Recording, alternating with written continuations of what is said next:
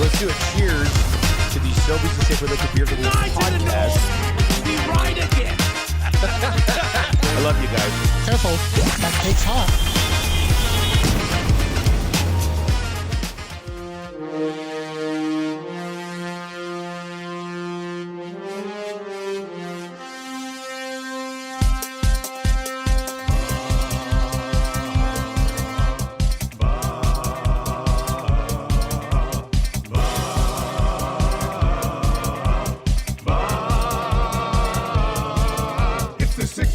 Check-in, come on, let's go. It's the AM Nasty Big Hello. It's not static, AM radio. It's the Play Out Better Nielson Show, let's go. Not just any Friday. Nasty Bash Friday. Post Bird Draft Friday. Oh. Beer of the Week Friday. Elks Game Day Friday. This is a great Friday right here. Jays Dodgers. Jays Game Dodgers Day Friday. Riverhawks playoff in Victoria Friday. Post Mboko winning the tournament Friday. Big Vicky. Crack Pack. Friday. Crack Pack Friday. Trev wears his hat backwards like me Friday. I got in super early Friday. How about the nerve of my wife last night? So I'm trying to have a sleep. Hey, I'm trying to sleep. I had to get up early. You're a working man. Oh, well, I'm a working man. She's a working woman. She was in her new classroom yesterday. Okay. Setting up the old kindergarten classroom. Anyway. Yeah, because teachers get that whole summer. Like, they get a lot of time off. Oh, huge. She got this job a month ago. Hasn't worked. Anyway, she was in there. She was in there yesterday, set up her classroom with Marsh and the Muzz. And so last night, 2 nights ago, I was up till 1:30 prepping for this bird draft, which we will discuss. Well, I was undoubtedly going to ask, what were you doing? I finished second. No, hey. I didn't get relegated like those other two guys. These numbers That's a tough look. Anyway, so last night, I managed to get enough stuff done. I went to bed at like 11. And then I'm laying there. It's like 3:45 in the morning. And I hear her like curse and then leave the room. And she woke me up.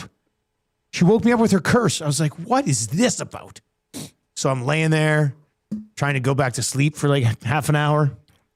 And then I just said, you know what? I was going to come into work. So I came into work super early Friday. I was here first. That time is very rarely happens. It's a weird time of, yeah. Like you might as well just, what are you going to, if you go back to sleep, you're a dead man. So then I go out. She's sleeping on the couch in the bonus room. I said, what are you doing out here? What are you? And she goes, you were snoring so loud.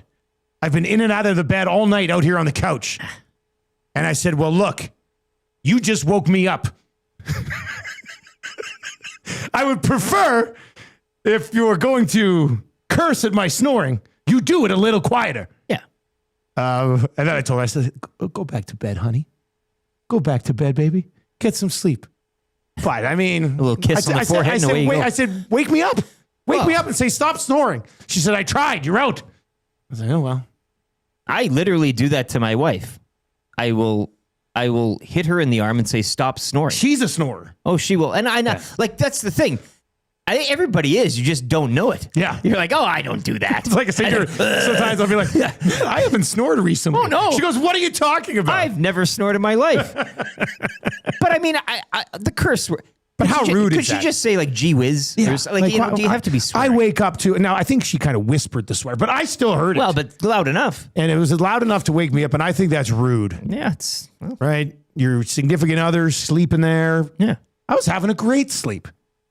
Especially when you've got, a couple hour show to do here this morning and then a party tonight. You got a lot on your plate. Do you not realize that I have to go to a party tonight? This is incredible. I do have a party to go to tonight. Do you not realize I have to get up at 4:30 a.m. to go have a couple beers on the show in the morning? This is ridiculous. Don't you realize I'm dealing with a level 5 catastrophe at our old apartment or our old office? Should probably rip the drywall off of this one, hey? I'm trying to get... She's trying to scam me so hard. So, but it's good that you brought Big Don Ellis in. Yeah, I brought Don Ellis in. The muscle. Yeah, from He handles all of our furniture of contemporary office interiors. Great dude. So he's like, I've dealt with a lot of landlords. Like, let me come and I'll just be your like muscle sort of thing. So I walk into this landlord meeting at our old spot over there, and she's got a contractor, big burly fellow. It kind of didn't seem like a overly conversational man. Do you even think he was a contractor? I don't know. I could have just been I think playing a hired gun. Yeah. So I walk in there, and I will say this: the walls don't look as good as I thought they looked when we painted them when we left. Like it didn't dry well. I looked, I'm like, okay, we were fairly confident. we're gonna have to do something about these. And then I guess before we left, a few of the boys must have like randomly painted every wall because there was like rollers that you could tell it was just like it didn't dry the same color. So basically, she wants the whole office repainted, and then anywhere we had the wrap or any of our soundproofing, the contractor's like, we got to strip it all down and do a level 5 finish on it. Level and I'm like, 5 what's finish? a level 5 finish? What is this? So I'm just looking, and she's like, and the carpet. I said, I've got pictures of the carpet when we moved in. It's shit carpet. Sorry, Carpet's the carpet done. was the carpet's awful. done. Yeah. And I said, I've got pictures of the carpet. She goes, well, I have pictures of the carpet too. I said, yeah, they're probably the same pictures because it was garbage when we moved in. Yeah. But anyway, I'm going to shampoo the carpet. But then like there's spots on those walls that weren't painted when we moved in. How high of caliber of replacement wall? Like the one spot looks like there was a bloody door to the backside that they just sort of And so I'm meeting somebody else there today because I'm talking with this contractor yesterday, and he's talking about in fact event 5. What did I say? Level 5 finish. Why? I question. Why are we supposed to give a level? We didn't get a level 5 finish. Well, that's the thing. Like we clearly. So didn't we don't. Get So I looked at the lease. It doesn't say anything about the walls having to be repaired to a level 5 finish. She was complaining about you have more staff than when you first started. nerve. So I went and read through the lease. There was nowhere I said we'd only have 5 staff members. So that's a bogus claim. At one point she goes, I really liked having you guys. And I looked at her and said, it doesn't sound like you did. Like, what do you don't sit here and lie to my face? So then I asked the contractor guy. I said, okay. I said, like, what's your, like, what are you thinking? Like, how much is it going to be to fix these walls? And he goes, well, I got to get a painter in, a taper. I got to talk to those guys. And I said, okay. I said, ballpark it for me. And he's like, I can't. You can't. Like, you can't ballpark? Ballparking is everybody can ballpark. Yeah. That's the point of ballparking. That's why I said ballpark. Yeah, you're not looking for I didn't say exact number. Finite. I said, ballpark this thing. And then Dawn, my muscle, Dawn looks at the contractor and goes, do you do lots of jobs for her? Or is like this the first time you worked with her? Get in there, Dawn. And the contractor looks at Dawn Ellis and goes, that's none of your business. And then I thought, what is going on here right now? The air must have been pretty thick in there. Oh, like that. yeah, That must have been I cut it with a knife. The tension. So anyway, I've got I'm meeting somebody else over there today. Nate the Builder, actually. Benny's dad. Yeah. Benny's dad reached out. He goes, Dusty, let me come look at this place. So he's bringing his drywall guy. And he was talking to his drywall guy, and the drywall guy said, Benny's dad builds like luxury homes. And he said, he goes, Dusty, we build like $1 million homes. We've done a level 5 drywall finish on less than 20% of like $3 million homes. He goes, there's no way that horrible building would require something like that. So I'm going to go back over today and fire back and be like, look, these guys say they can get it done for like a couple grand. It'll look fine. This place is a whole anyway. Let's move on. The level 5 finish will cost more than the place itself. I feel like she's trying to use us Yes. to like upgrade the spot. It's a leverage game here. Which is not happening. I'm here, though, for the Don Ellis v. Contractor tilt. Quite frankly, that's none of your business. Yeah. Oh, yeah. Yeah. It's Are you kidding me? Yeah. And then when we left, Don looked at the contractor and says, I'll be waiting for you in the parking lot. Don't walk on the grass to get there. So it's coming across as super duper sketchy. So anyway, those guys will come look. The walls need to be smoothed over and painted. Look at Terry M in the nasty chat. He says they're scamming you. You guys need to bring in your own guys. You shouldn't have to replace Conch the for drywall. Terry They're M. scamming you. Scamming you. Yeah. So we'll get, hopefully we'll get that sorted out today. But Level 5 finish is the unofficial phrase of the day. I really liked having you guys. What are you talking about? Yeah. Ever since I told you were leaving, you've done nothing but criticize us. And we find out the cameras Well, and weren't then working. she goes to me. She goes, I wanted to just kind of stay away and let you guys do your own thing. She goes, yeah. but then, about a month ago, coincidentally, when we were leaving, she goes, about a month ago, we got the cameras working in the hallway and in the kitchen. And then we realized that you guys were kind of loud. I was just like, wait a second. So these so-called cameras that we had for security weren't working for the first 23 months that we were in this place? What are you doing here? We could have been running like a chop shop up in there, and they would have not. They would have never known a thing. They had no idea what was happening. Like, I'm pretty sure their cleaning staff, if they had one, were supposed to come into our office to get the supplies. I didn't see that person for a year. No. And now they want a level 5 finish. Okay. You get a level 5 middle finger. Flip the bird. Solid pick. I So anyway, congratulations, buddy. You're working your way to a very impressive bird draft That's victory. back-to-back now. Back to back, because did you split with Glue Guy? That's what they were claiming last game. Quinn, I was talking to Quinn there yesterday. She's like, you got it. All right, there we go. Congratulations. I guess I don't know. It looks like, and the commish yesterday, I know there's a hashtag Marshall last night. Is he on it? Well, he was just, he was rattled by a few things. And then last night he told me, he goes, Daddy, we voted for you. I was like, oh, thanks, man. Like, that's awesome.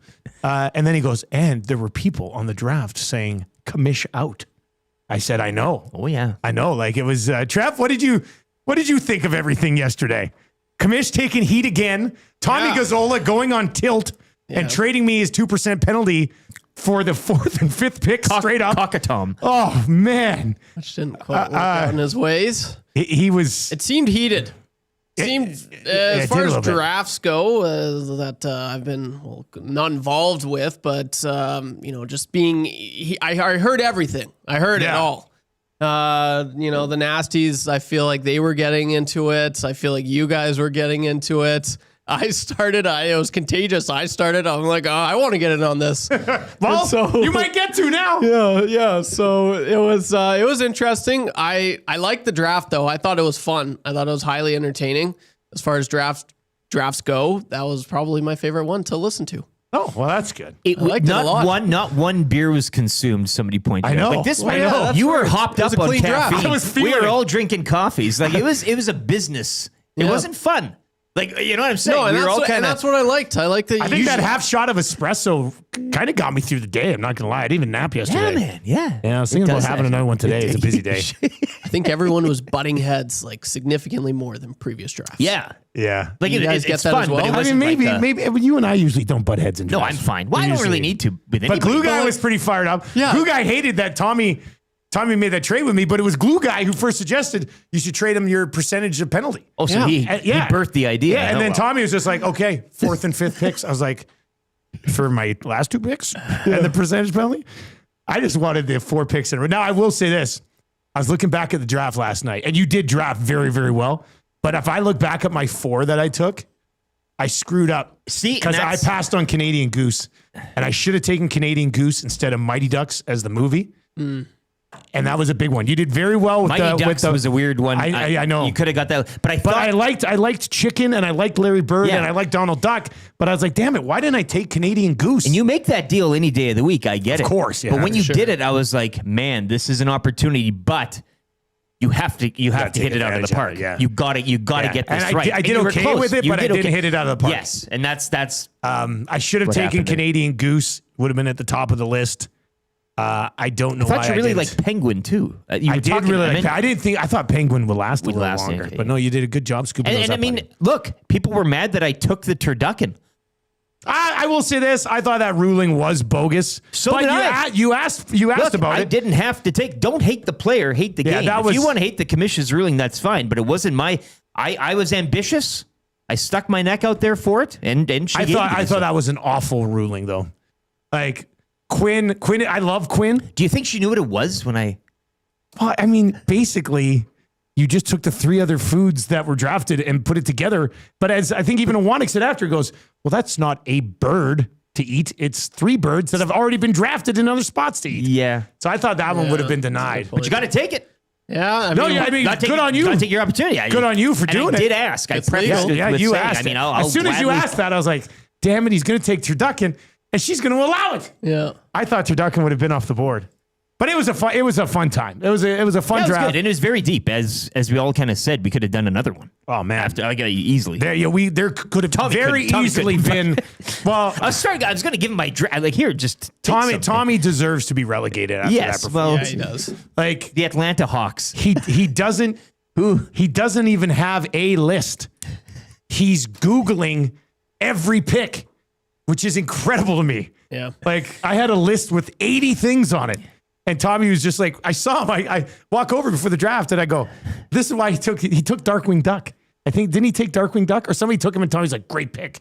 Well, But Tom took Darkwing Duck. That might be because a lot of people were mentioning that during But the he- But when he took Zazu Yeah. from Lion, I was know. like, dude, you could have taken that with the last overall pick He of the took a draft. Trailer Park Boys quote with his first pick that he could have got dead last. That was was a then bad you draft. knew it would be. I liked everyone kind of chirping Tommy. That was good. It's too easy. That's the problem. Like I feel bad for the guy, but he invites you in. Don't need to take your shoes off. Come Yeah. on in. Yeah, when I walked over like at 9:05, everybody was in the prep room. I walk over there and Tommy's got like a little Word doc up and he's writing out bird to eat and like has no prep at all. And then he was obviously rattled by the commish. And those guys, like Quinn and Tommy have known each other forever. Like 20 years they've been It's a brother friends. and sister type It of is. thing. It's very Yeah, much yeah. a brother sister type of thing. And I was here for their beef. yeah. I like it. I thought it was, well, so this morning I went over, because what we do is we take the Instagram percentage and just add it, take the two percentages, add them together, and then, divide it by 2 or whatever. So as of right now, when you combine the two categories, Rick, you've got 46% on Twitter, 51% on Instagram. So you're like at 48.5. I'm at 28 and 24, so I'm at 26. Glue Guy and Tommy. Glue Guy is 14 on Twitter. Mm-hmm. Tommy is 12. Glue Guy is 12 on Instagram. Tommy's 14. So as of right now, they're both tied at 13 average percent, which is 5% below the new level of relegation. So it looks like both of those guys, according to the commish, will be removed from the next draft. But the 2-stroke penalty as well That's for me. applied. Yes. That takes me down to 24. Now, if Tommy so wouldn't I'm still have, good. I mean, things change. Ben Milne would be in. No, Tommy would be. So, Tommy would be even last, but he traded the penalty. but this though, is so. now for Jason. Like This pride is a is on killer the for line, Glue man. Guy, man. You I thought can't- I thought he had a better. Well, Like, to me, Glue Guy's lineup is way better than Gazzola's. It was I don't all know how Eagles. they're- It's not even close. he went don't eagle know. heavy, yeah. He did go eagle which heavy. is everybody was saying great bird, good a bird. very strong bird. Very majestic too. It didn't work out, and now, the whole 18% for relegation is a high. It's a high watermark, man. That's going to be tough. Somebody's going to be relegated for sure. At least one person every single draft moving forward. Well, especially if you have somebody that's gobbling up, at least half of like. Well, there's- yeah, if there's you not have enough for the somebody rest. that If gets it's some drafts have been a lot more tighter when it's just kind of. Well, there was a stretch for about 2 hours yesterday morning. I was just like, damn, are all three of us going to be relegated? So we'll see how it plays out. So, Trev, what do you think of everybody else in the office who wants to get into the next draft, competes in some sort of competition, and the top two advance to the draft? That's fun. That's entertaining. I know they were discussing this on EST Afternoons yesterday. Hernan, Matty, and Benny. And What'd they say? They were big on reads and automatic, reads in, but then they were also very big on Coob, bringing in Zach. And I think. Well, That's first of all, spice to the soup that I would really enjoy. I would love that. I think Zach would be awesome. I'm totally okay with not being in a draft just to see those two for Yeah. sure. But I think I guess if nobody else wants in, we could just. But if multiple people want in, we got to have some sort of competition. Yeah, I agree. Because Hernan was like, I don't have any interest. Matty as well. Okay, so those two guys are out. Yeah. So, Gager. Gager's been in a draft before. Gager'd be I think funny. Gager would do a draft. I think Gager You would be did him funny. at the old. Yeah, he did not? him at the Yeah. old place. Gager would want to get in. Yeah. So we'll have to put together some sort of way that. And it depends on the topic too. Hey, most Yeah. times some people are. But Zach would be hilarious. I'm so for that. Yesterday, Reed and I were talking on Two Guys and Goalie, and we were thinking, we were talking about how nerdy we are. And somebody over on the chat was just like, guys, nerd/geek draft, which could be pretty fun. I'm drafting Reed Wilkins. A draft of nerds and geeks. Yeah, that's good. Hey? A bunch of cool guys like us. Dusty. Drafting nerds and geeks. I draft Dusty. What? I'm not a nerd. Are you serious right now? You draft each other in the room, eh? Do you know how many girls I've kissed? Unbelievable. Where does Einstein go in a nerd draft? Yeah, I mean, Relative theory. Well, or whatever it he's is. kind of not like a- he's a genius. Like I don't know if he's. He's a What nerd. is a nerd? You think Einstein? I mean, was he bullied? I don't know. I feel like I don't think all nerds have to be bullied. I used to know nerds who were kind of bullies. who were the What? bullies. That's the I don't know. How They would that bully worked. other nerds, but still, like every Okay, nerd that group makes has a bully. sense. Like, so there's that. Then we got some other things we could do, This is. I googled nerd. or geek, nerd dictionary- or geek. Okay. A person who's extremely enthusiastic and knowledgeable about a particular subject, especially one of specialist or niche interest. Nerd. You're a geek. I'm a And geek yeah, and a nerd. Yeah. Well, yeah. Yeah. You kind of go. You're but like Steve Urkel. Yeah. Millhouse. You go off that. Lisa Yeah. Simpson. Like there's a A bunch. geek is almost the same, but they use the word obsessively interested. Okay, good. Nerds and geeks, baby. I like that. That's a What's good that draft. Sheldon guy from Big Bang Theory? Yeah. The worst. I can't stand him. So I think that would be fun. That'd be a very good draft. Like the biggest nerdy hobby. Mm-hmm. They had a couple of those you could draft. yeah, that's good. You know, I think that Movies. would be. Yeah. Something Oh like yeah. Yeah. Nerd related movies. Yeah. There's lots of things you could do. Yeah, I like it. I would draft Weird Al's song "White and Nerdy." White and nerdy. Yeah, that was a good one. That was a very good song. I had no idea that was the first Weird Al song I ever heard, and I didn't know that like he was a parody kind of Oh, guy. you thought it was just a straight up original? So I was like, and then I heard the original Riding Dirty. Yeah. And I was just like, this guy's a genius. The other guy? I'm like, this is awesome. He's copying Weird Can you Al. believe he copied Weird Al? This is insane. Savage the Plumber says, "You're a sports nerd, Dusty. Look, we're all kind of nerds and stuff." Well, you're not really a nerd. Are you nerdy or? Well, but that's the thing with this is everybody's got a topic that they enjoy or something that they like. Yeah. So by definition, everybody is a nerd. But so you can we're draft. drafting to get the people that other people would assume are nerds, right? I don't. Yeah, this is weird. See, when I think of a nerd, I think of like it's the Urkel thing. Urkel's a nerd. It's a smart kid in not athletic type of deal who's kind of like that. That your Hollywood image of a nerd. You know who's not a nerd? Stefan or Cal, baby. Oh. What were you gonna say, Trev?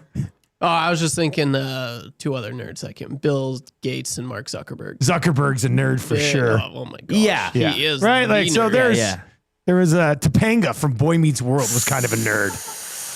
She was also extremely attractive and one of my first crushes in life. But she was kind of a nerd. Yeah, but so that might be where we go next. The boy from Boy Meets, wasn't he a nerd too? Corey? Yeah. Sean wasn't. Sean was a cool Sean dude. was not. Yeah. Sean was a cool But dude. Corey was. Corey was a bit of a geek. Yeah. Geek. Yeah. It's a nerd/geek draft. I think it'd be. Imagine how many hockey analytic guys you could take. Actually, there should be a category. Hockey analytics guy. 5. Yeah, Dom Lashishin or whatever. Right? Well, I mean, come on. Like, we'll be getting some. just say 5 deep. Well, easily. Carlton Banks. Carlton Banks for sure. Right? That's what I'm talking about.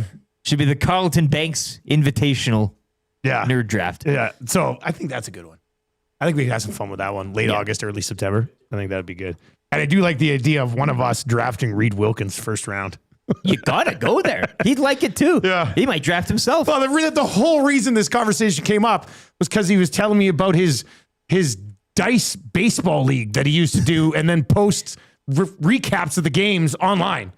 So definitely sits near the top of that list. His stock continues to rise. It should be good. So we likely will have 2 new combatants in the draft for nerds and geeks.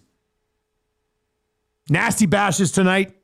Should be a fun time. Yeah, bring your jock if you need one. Looking forward to that. I told your brother to bring a football. He wants me to reenact the Rod Smith catch last night. They should play that at the start of every CFL broadcast. The baggy suit. I love the baggy suit. The route that he runs, and then the tip of the catch, and then his just childlike his reaction joy after. when he's Like, there. Look like you're out there throwing a ball around with your son, eh? This is one of the best clips ever.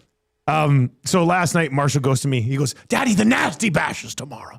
And I said, just wait till you can come, son. Like, that'll be great. But he goes, I think there's going to be, and it's funny, he messed up the word controversy. He said, like, convertersy. So he goes, I think there's going to be a bunch of convertersy at the draft, or at the Nasty Bash about the bird draft. Well, I said, all right, yeah, you're right. We'll get into it. A lot of squawking. And we'll see how it plays out. All right. Good CFL game last night. We're going to get to that coming up. Elks are in action tonight. We will get to that. Let's lay out the show for you this morning. We are going to dabble in a little bit of off-season. What off-season? What off-season? That's coming up in this hour. We're going to crack these packs from Wayne Sports Cards. They're moving. Did you guys talk about that last week? Oh, yeah. Yeah. So we're going to get into that a little bit more. Mo Ager's going to join us, covers the Cincinnati Bengals, ESPN Radio. He's going to be by just after 7 o'clock. Play Alberta Early Bird Bet of the Day. Spoiler alert, it's already up. You can find it over at the page. Keon Hatcher is dead to me. We'll get to that a little bit as we work our way through the show. That's a good for the Italian Center. Soon to be brand new neighbor of Wayne Sports Cards. We'll go there around 7:30. We're here what Cody Fajardo had to say this week as they get set for the Alouettes tonight. Kind of easy trivia. 3 questions too many. Sobeys and Safeway Liquor Beer of the Week just after 8:30 today. Welcome back. Dave from Canmore. Which I totally screwed up this morning. But it's a name that you could easily... It's Mike from Canmore. Yeah, but this whatever. is Dave from Canmore. I think we probably had it before. But anyway, Dave from Canmore Brewing. He's driving up to join us. You should just keep writing that joke, though. Yeah. And being like, oh, yeah, it's Mike. He sits down. Yeah. Let's say, hey, you're Dave from Canmore. Or can we call you Mike? Yeah. Just for today. All right, Mike. Thanks for joining us. And then the wrap for William Huff. It's a Friday show. We're off and running. It's going to be a fun one. You can text us anytime. That'll get you into the Paris Jewelers inbox today. Be a stud. Don't be a dud at Paris Jewelers. And do not pay for 1 year. West Edmonton Mall, Kingsway, Londonderry, Sherwood Park Mall, St. Albert Center, online, www.parisjewelers.com. They are Canadian and they are family owned. We're coming at you from the Popeyes, Louisiana kitchen studio today, where they've got their chicken dippers now available. Crispy strips of chicken paired with the newest creation, Popeye's signature sauce. A creamy pepper dipping sauce that packs a kick of heat, a hint of sweet, and our signature Cajun spices. Love that sauce at Popeyes. Let's get to the sports update with LTE. Here we go. Let's find out what happened last night in sports.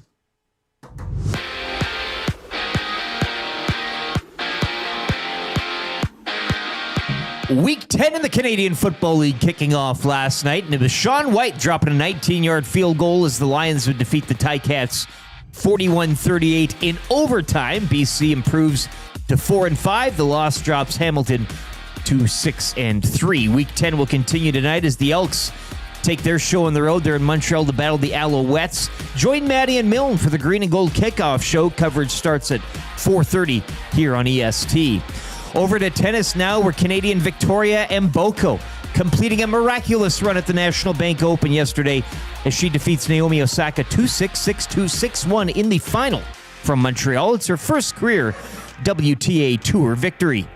Riverhawks on the diamond tonight. They visit Victoria for Game 1 of the playoffs. Game 2 will go tomorrow night back here at RE/MAX, as well as Game 3, if necessary, Sunday. Jays look to remain hot. They visit the Dodgers to kick off a 3-game series tonight at 8:10. Max Scherzer, the scheduled starter. The Stingers, 13-9. They're back home to host Niagara tonight from the Expo Center. Tip-off at 7 as they continue to try and track down the Calgary Surge. And the FedEx St. Jude Championship, Akshay Bhatia, your opening round leader. He had a one-shot lead at 8 under over Tommy Fleetwood. Nick Taylor, the low Canadian, as he was 3 under and finished in a tie for 12th. Hour 1 of the Nielson Show continues next here on Edmonton Sports Talk, presented by Play Alberta.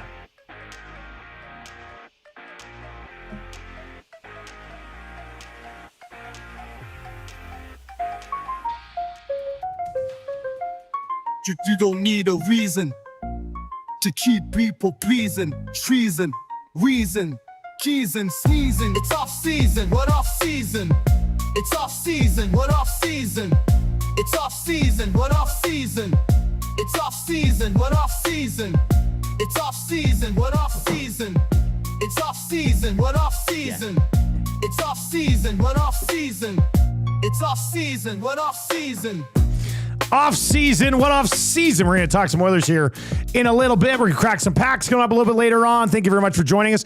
Edmonton Sports Talk is brought to you by our great partners over at Play Alberta. Download the app today if you haven't already. Why limit your choices when you can have it all?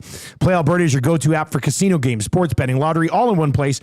With easy access to real money games, you can enjoy everything Alberta has to offer right at your fingertips. Download Play Alberta now and start playing. Start playing today. Start spreading the news. Love that Play Alberta.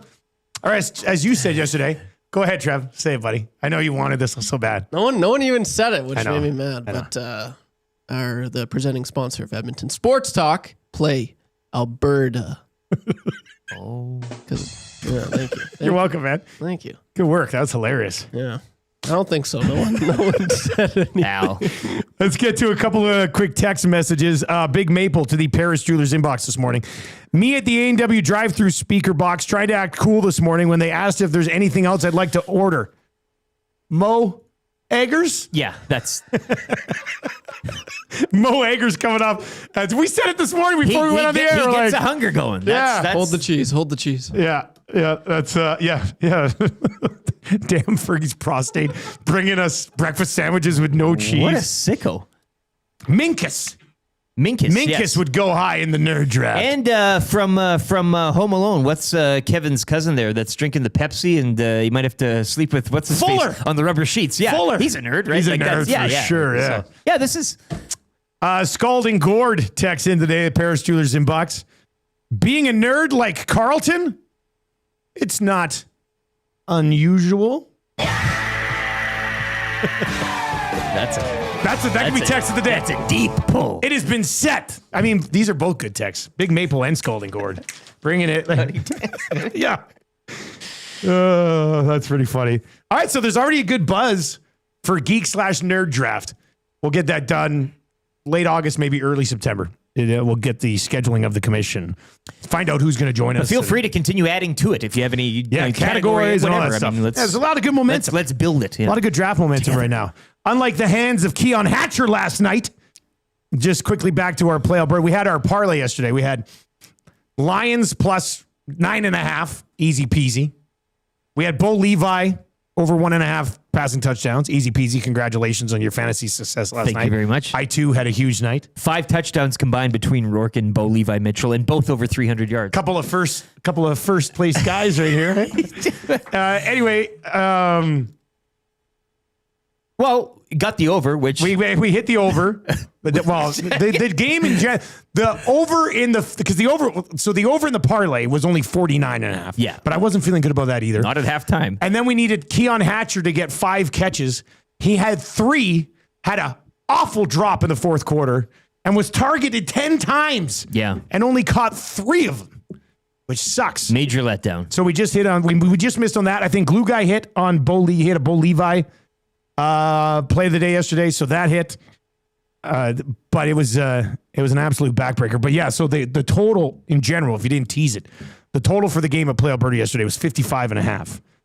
And at halftime, I was sitting there going, oh man, we were saying this game might have 60, 70 points. Both offenses are just looks awful. Neutral.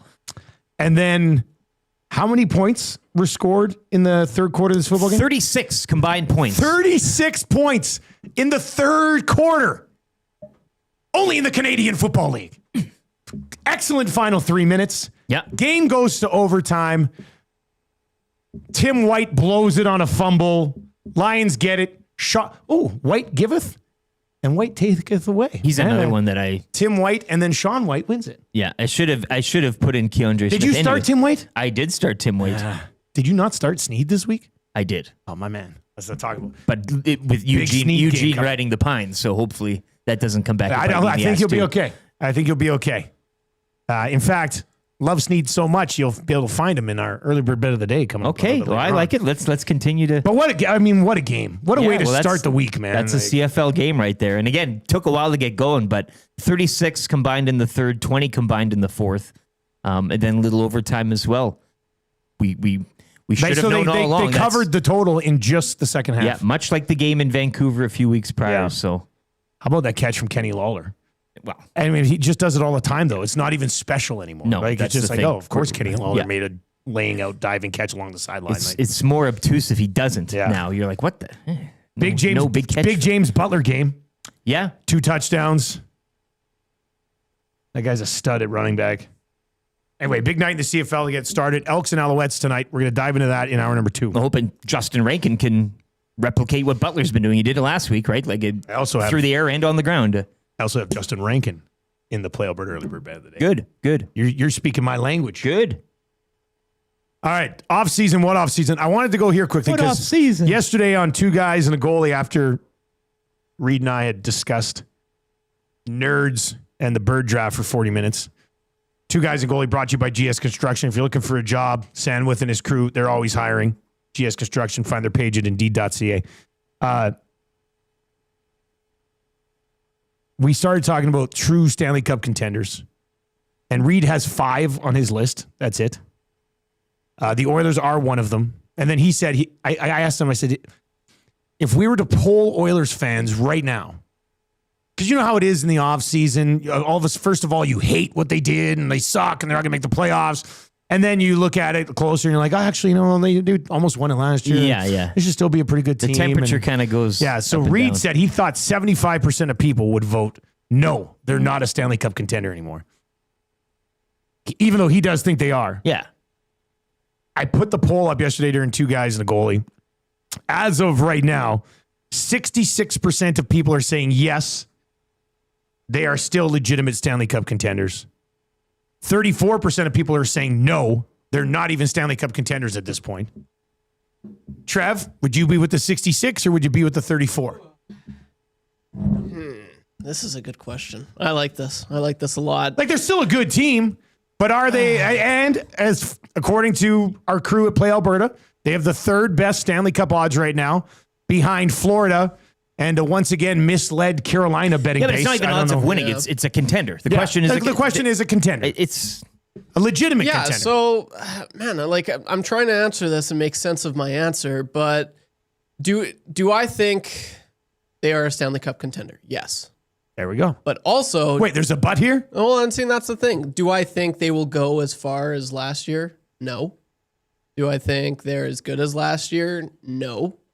So, you've got Connor McDavid and Leon Draisaitl. You've got a really good core, and they've got good enough pieces around them to always be, in the McDavid Draisaitl window, a contender, I like to think.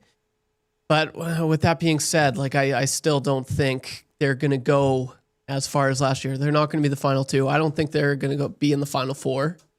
So does that mean that they're a true contender then? I don't know. I still think they're better than the Kings.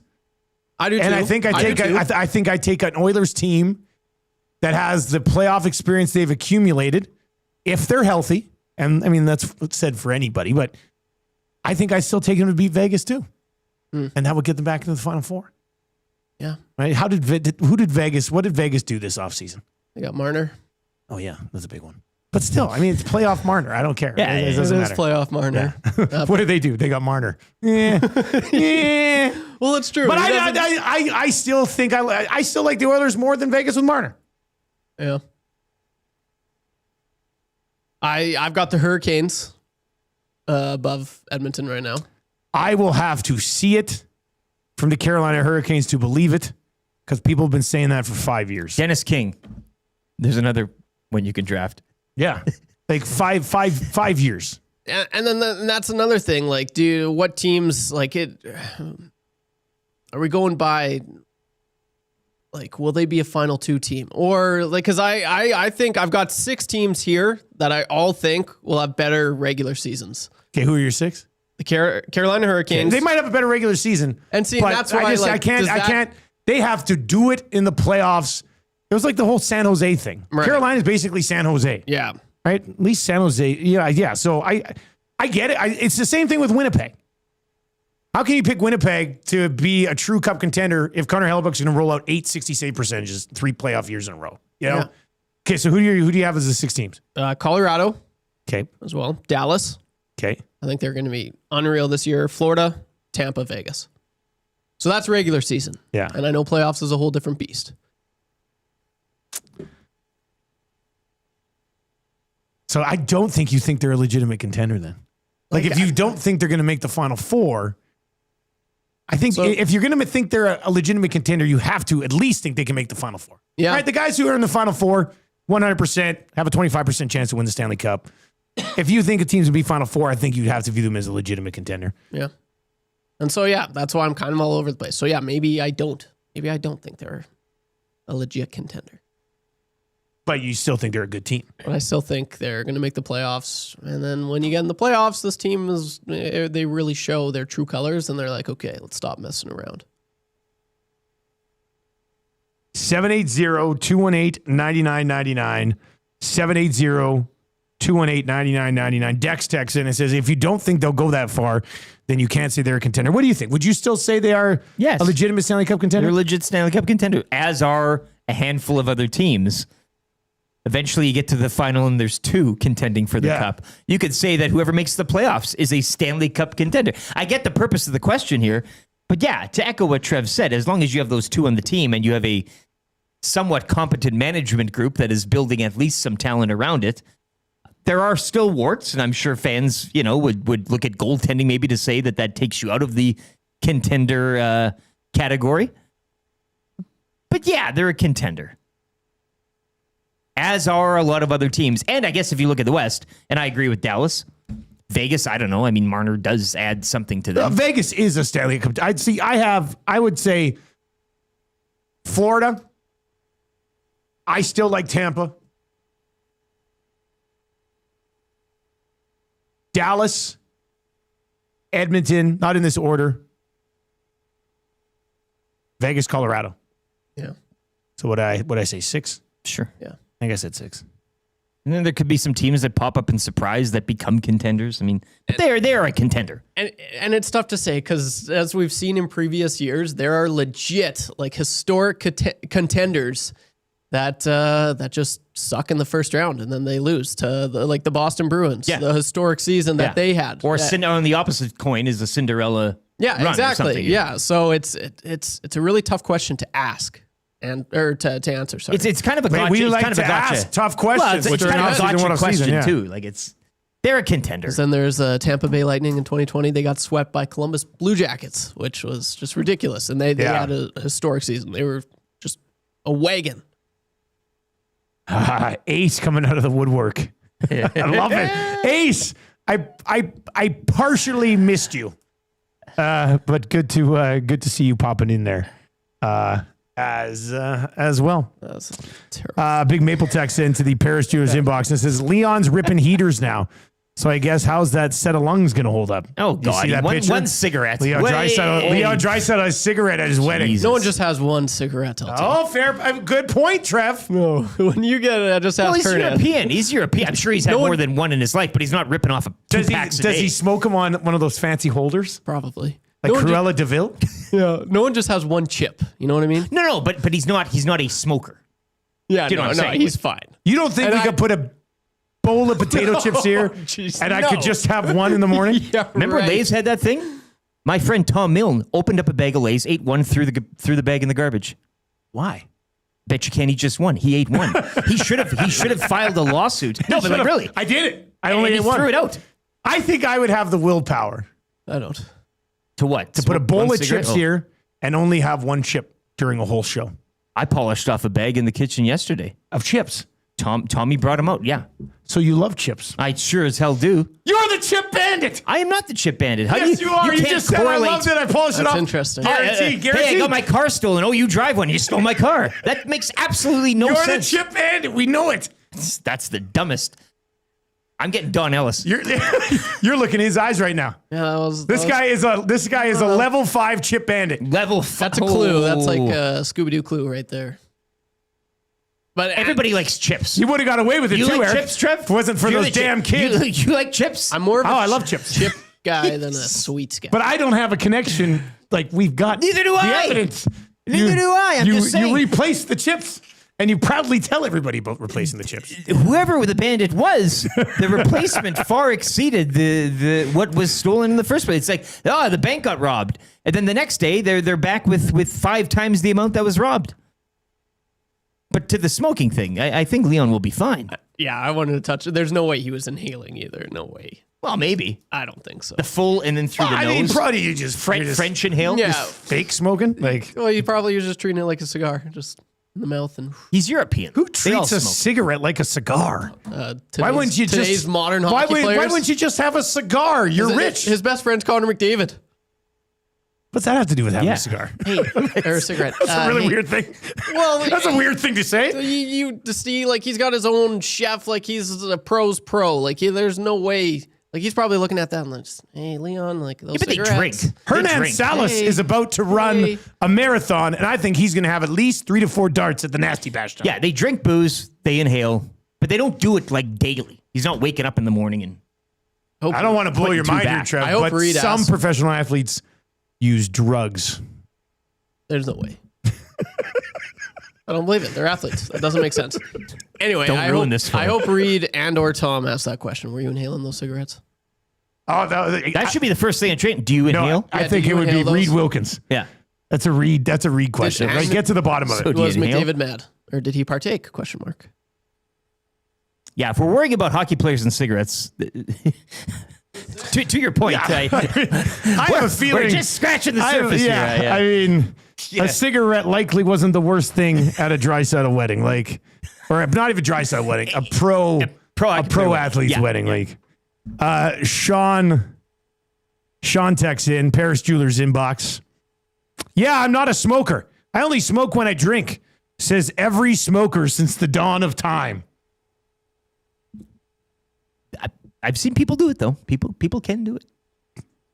What, only smoke when they drink? But they would have to have been a regular smoker beforehand. And now they've Yeah, quit. it's not and like then they just it's not have- like me where I'm No. like, oh yeah, I'm gonna when I drink, I'm gonna start smoking. You know what? You had the espresso. Have a cigarette tonight at the Nasty Bag. No, I have to call a game You tomorrow would in be- Calgary at 5 You p.m. would be. Let's Yeah. go to Dustin Hill, and then you're green. So a smoke would make you feel bad if you haven't smoked. Well, if you, before? yeah, you'd be. Really, You wouldn't. I mean, the espresso's nothing. yeah.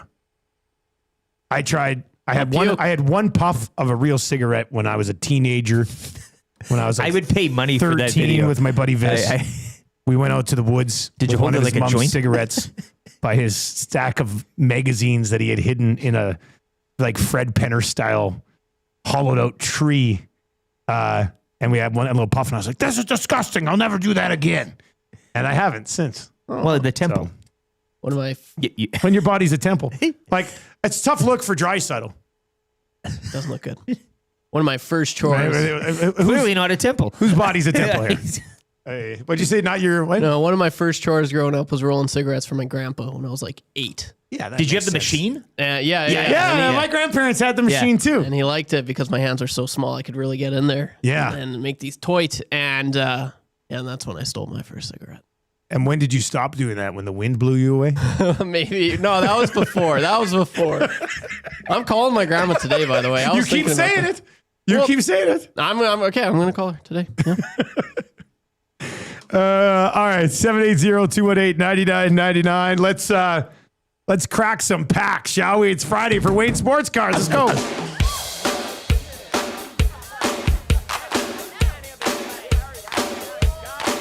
If you see a card store on the side of the road, you think, gotta tweet it to the I don't even think you can. I don't even think you can. The whole thing's a sham. Like, I'm gonna call my grandma. I'm tracking down all the young guns today. Looking for the young guns today. Looking for the young guns today. I got me a card, it's a heck of a pull, and we're tweeting it out to the crack pack. I got me a canvas, it's worth about 20, so hurry up and sell it to get more money.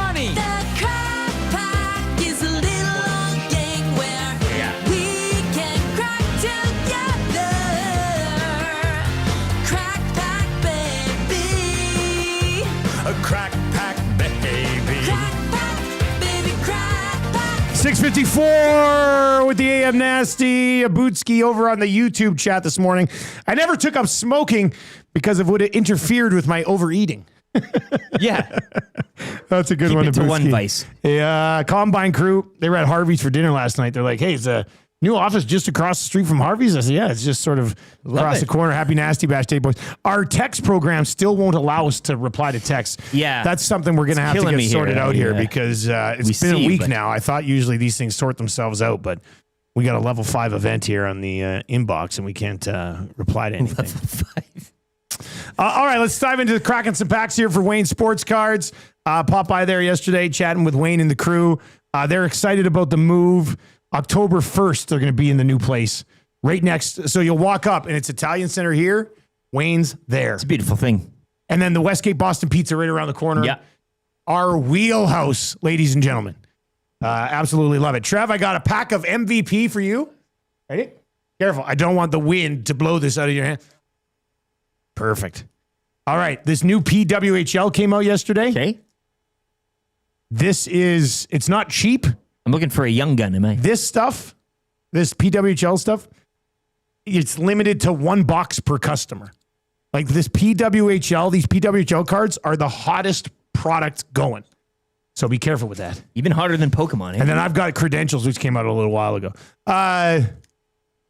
Probably even hotter than Pokemon. Oh, I was going to get Pokemon for the show today. I totally forgot when I went in there. Sorry, Are guys. you here next Friday? No, actually. Not next Friday, but the next 2 Fridays. Okay, let's make a date. You know what? Let's And then just we do can it. battle Let's them. just do it next Thursday. Why not? Is that okay? I'm fine. We can do it any day. All right. Yes. Credentials. Matty Nyes. Ooh, what is this? Front row talent. Zach Hyman.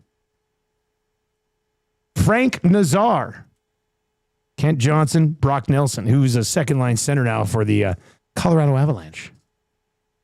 You get any young guns? No young guns. I got a UD portrait of Alex Carpenter from your New York Sirens. The Sirens. Yeah. Abby Roque, Hannah Brandt, Emma Maltes, Sophie Jacques, and Emily Clark. Emily Clark. So those cards, They're nice cards. they just came out, and they sell insanely well. a box per. That's You're only allowed 1 box per customer. That's how hot of commodity these PWHL cards are. Trev, what do you got over there, buddy? What's the business looking like? Okay, we got Fabian Zetterland, Anze Kopitar, Nico Heischer. This one's pretty sick. Coming to your rink, Connor Bedard and Tyler Bertuzzi. Look at that. Oh, very nice. Very Look at nice. Put it back up in front. Easier to see there. Oh, that's a nice one. I think so. Hey, What's it called? coming to your rink. All right, there we go. MVP, whatever. Matthew Nyes, Mika Zibanejad, Anthony Sorelli, and this one's kind of fitting. Connor Geeky. Connor Geeky. Are you kidding me? That's a The kid, that is a sign. yeah. Hey, there's no way we can't do nerd/geek I draft saw a sign. with you pulling out a Connor Geeky card today. I'd have to agree. Oh man, it's in the cards. Connor That's what Geeky. we're gonna do. Yes. I'm actually very excited for this. It's official. Well, it's building now. nerd/geek Yeah. More draft. things will start coming out of the woodwork. Well, and then we'll get to People- category. Somebody said, "What about a geeky/nerdy professional athlete?" There's got to be a Yeah. few of them who have Well, who is the like a Ben real Scrivens. hobby. who there. is the basketball player with the nerd. pinball machine there? Oh yeah, Like that, he'd qualify. Todd McCullough. Todd. Yeah, he had the pinball machine collection. See, that's a good one. That's right off the top it's of the a dome. deep pull, but Yeah, no, that's good. So yeah, we're gonna definitely do that. We got to figure out who's gonna join us in it, and then we got to figure out a date. But nerd/geek draft next up. There's too much momentum now to switch off of it. All right, 780-218-9999. Lots of good stories about people stealing cigarettes as children. I'm just throwing in delicious brands on the nasty chat. A Demorier cigarette was What was the one with the camel?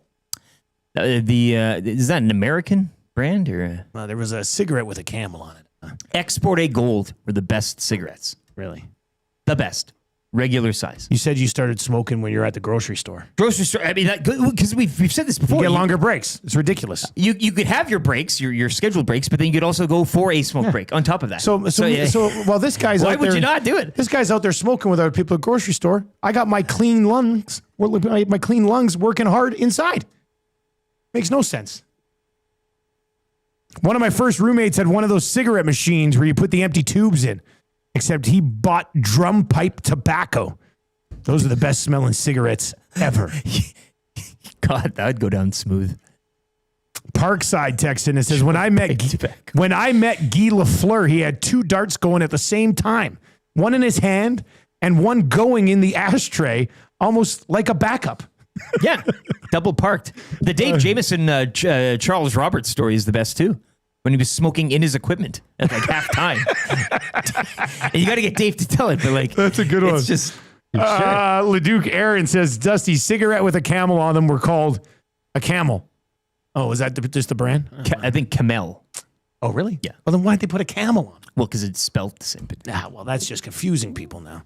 All right, we're going to Mexico February 22nd. We want you to come with. There's like 2 spots left. We'll be back on March 1st. Chelsea from Expedia Cruises Northeast Edmonton, the one who's handling it. Rick's going to have your number, her number after the update. Get your number. Take those last 2 spots. We're going to have 50 plus on this trip to Mexico for the first time, first ever. You can smoke down there too, trip. eh? Yeah. You know what? I'm sure there'll be a lot of talk cigar. about the Mexico trip at the Bash tonight. I'm going to have a cigar at the Bash tonight. Wow. A little tipped cigar. If I wasn't calling a game tomorrow, yeah. I'd have a tipped cigar as well. You don't have to inhale them. You can just, it's something to do. Well, maybe I will. Maybe one. A rum and wine. Yeah.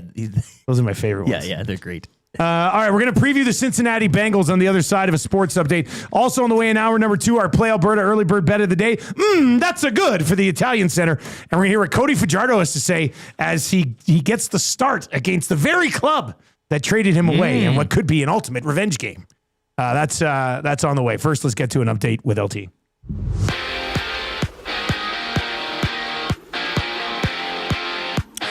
Well, as Dusty mentioned, the Elks in Montreal tonight to take on the 5-3 Alouettes. Edmonton coming into this one riding a 1-6 record. You can join Maddie and Milne for the Green and Gold kickoff show. Coverage gets underway at 4:30 here on EST. Week 10 kicking off last night with a high-scoring affair from the Hammer. It was the Lions escaping with a 41-38 victory in overtime to improve to 4-5. The loss dropping the Ticats to 6-3. Vicky Mboko completing a miraculous run at the National Bank Open yesterday as she defeats Naomi Osaka in the final last night from Montreal. It's her first career WTA Tour victory. Riverhawks on the diamond tonight in Victoria to take on the Harbor Cats for Game 1 of that playoff series. Game 2 tomorrow night back here at Remix Field, and if necessary, a Game 3 will go Sunday. Jays also back on the diamond tonight. They'll look to remain red hot as they visit the Dodgers to open a 3-game set. First pitch 8:10, Max Scherzer, the scheduled starter. Stingers are back home to finish off the regular season with a pair beginning tonight against Niagara from the Expo Center. Tip-off at 7. And the FedEx St. Jude Championship, Akshay Bhatia, your opening round leader. He finished at 8 under yesterday, followed close behind by Tommy Fleetwood at 7 under par. Nick Taylor, the low Canadian, as he was 3 under in a tie for 12th. Whether you're dreaming of crystal clear waters or exotic destinations, contact Chelsea LaBelle at Expedia Cruises in Northeast Edmonton to start planning your next cruise or vacation destination. Call 780-970-4834.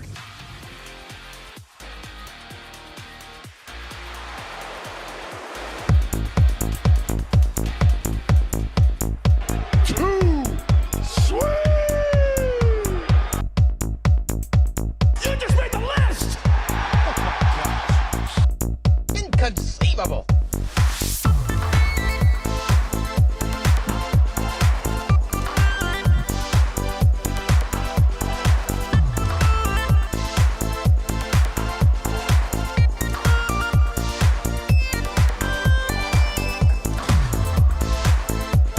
7:04 on the Nielson Show here on Edmonton Sports Talk. Check us out, edmontonsportstalk.com, streaming live on TuneIn and iHeart, and at edmontonsportstalk.com, and of course live on YouTube 12 straight hours every single day. This afternoon, our Green and Gold kickoff show will be live from the St. Albert Rugby Club, as will the Reed Wilkins Show, leading in to the Nasty Bash tonight. Probably going to be a little tough to sneak in under the wire because, Matt, you have a busy day. But if you want to get in tonight, email nastybash@edmontonsportstalk.com. We'll see. It's worth a shot. Yeah, we'll see. Yeah. It could be a good time. Well, it will be a good time, but you could possibly be there. We're going to dive into the Elks and Alouettes a little bit later on, around 7:45. That's good coming up. Play Alberta Early Bird Bet of the Day. Edmonton Sports Talk is brought to you by our partners over at Play Alberta, your home for online gaming excitement featuring casino games, live dealer action, lottery, instant sports betting. And now with the new Play Alberta app, you can take the fun with you anywhere. Download the app or sign up today. www.playalberta.ca. Use the code EST Sports when you do. Deposit $20, get a $50 free bet. All right. Oh, this is good. I love when we get to catch up with Mo Egger, who we usually preview the season. Is he gone? Was he at his chair and he's gone? I like that. He'll be back. Right now, if we were to bring him on, you just see Mo Egger's chair. But he will... oh, what a good setup, too. Oh, he's got a good... Yeah, that's a really nice background. He's got a bunch of pictures there. He will... Look at that. That's a professional mic, too. You can tell he's a broadcaster. He works for ESPN Radio. He's going to join us to take a look at the Cincinnati Bengals. And the Canadian kid at running back, who have been drafting a little bit in some fantasy drafts so far, Chase Brown, could have a huge year. I think Cincinnati, from a fantasy perspective, is one of those teams that you just want a piece of. Right, it's like the Lions or the Ticats. Yes, right. Yes. The Lions or the Ticats in fantasy, you got to have a piece of. How they'll do? I mean, that's all. That's who knows? Who cares? Yeah. But we're talking fantasy. We'll find out what the expectations are like. But they're a team. They're a team that you just want a piece of. Whether it's T. Higgins, it's Chase, it's Brown, it's Burrow, whatever. From a fantasy perspective, you got to have one of those guys involved. All right, there we go. We've got Mo Egger, ESPN Radio, in since he joins us on the show this morning. Mo, we appreciate the time. How you doing today, buddy? I'm good. I'm sorry I'm 2 minutes late. I was checking my calendar for February the 22nd so I can go to Mexico with you guys. Well played, sir. There's just 2 spots left, so that would be amazing. I was asking my wife if she wants to go. Yeah, there you go. There you go. That's that makes sense. How's camp gone so far for the Bengals? Everything on track? Everything going good, or have there been some hiccups? No, it's been a good camp. I mean, look, there's only 2 like newsworthy things that ever happened. That ever happened during training camp. One is a contract issue, which there still is with Trey Hendrickson, and the other is an injury. And the Bengals haven't gone through any major injury issues. Certainly didn't last night in their preseason game. It's gone well. You know, the expectations are high for this team. I don't know that last night did anything to make anybody feel like their defense is going to be fixed. I don't know that last night did anything to make anybody feel like their defense is going to be fixed, but camp as a whole so far has been a net positive. You mentioned no injuries yet. Coming off one, though, how's Joe Burrow looking? What's the health of him looking like? You know, this is his first, and knock on wood because we have a month to go, but this is the first training camp / preseason that's normal for him. You know, if you go back, his first season, COVID, so weird training camp. His second season, he was coming off knee surgery. His third season, he had an appendectomy right before training camp started. He had a calf issue his next year, and then last year he was coming off wrist surgery. So this is the first off-season / preseason where Joe Burrow isn't coming off the surgeon's table. It isn't dealing with I don't know why I have hiccups, guys. I'm sorry. Totally ill-prepared. This has never happened to me, but no. Do you want me to scare you? Do you want me to pop up from behind the desk? Turn off the lights. I have no idea. This was not an issue. I started thinking about that Mexican water, and I got hiccup. No, this is the first off-season / preseason where Joe Burrow hasn't been dealing with an issue, and so I think that's why there's a lot of optimism for the Bengals starting fast this year. I'm sure we're going to talk about it, but every year they start 0-2, right? And the main reason why is Joe Burrow is not Joe Burrow in those first couple of games. And the main reason why Joe Burrow hasn't been Joe Burrow is he's either coming off the surgeon's table or he's got a sore calf or he just had an appendectomy. And none of that, at least to this point, is the case. A good start could set this. We were talking about this on one of our betting shows a couple of weeks ago. We were looking at MVP odds. Like a good start to the season for Joe. I mean, could there be an MVP season loading here, do you think? Is it unreasonable? So last I looked, Joe Burrow was plus 1,000 to win MVP, and I think it's a good bet. Number one, it's a quarterback's award, right? Yep. So pick one of the quarterbacks, right? I don't think a non-QB has won it in any of the last 13 seasons. I think Adrian Peterson was the last in 2012. So it's going to be a QB. And there's also voters, and I think some of them voted last year looking at Lamar Jackson going, okay, he's got his MVP. It's Josh Allen's turn. I'm going to guess if the Bengals make the postseason, if they do, it's going to be because Joe Burrow had an MVP caliber year. And you're going to have folks who go, it's Joe Burrow's turn. Look, he was a finalist last year on a team that didn't make the playoffs. He was a finalist in 2022. When he gets through a full season, he puts up MVP caliber numbers, and he does that usually starting slowly. So, yeah, I mean, it's the number one storyline here. The Bengals have started 0-2 each of the last 3 years, 0-3 last year. They played the Cleveland Browns week 1. Your guess is as good as mine as to who their quarterback is going to be. That's a game they should win. Week 2 is a game at home against the Jacksonville Jaguars. That's a game they should win. Can this team start fast for the first time in forever? If they do, then you expect Joe Burrow to do his thing once we get into the heart of the season. And I certainly believe if he plays a full 17 games, they're going to be a playoff team. And if they are, I think Joe Burrow is a good MVP bet. And I think the value is right now because I think those odds are going to shrink once the season gets started. What about the other side? And I know this is a highly offensive team, Burrow and the weapons that he's got, but the defense, Al Golden, what can you tell us about there, Al? He's kind of the new DC in town for Cincinnati. Well, what's interesting about what they did, if you watched the Bengals last year, you saw them, they had one stretch in November last year where they scored 99 points in 3 games and lost all of them because the defense was that wretched. And I think a lot of us, when the season ended, thought overhaul, right? They're going to go heavy in free agency on defense. They're going to swap out the personnel. Instead, they swapped out the defensive coordinator and basically brought everybody back. When you watch the Bengals on defense this year, you're going to see a lot of guys that you're like, wait a minute, that guy was on the team last year.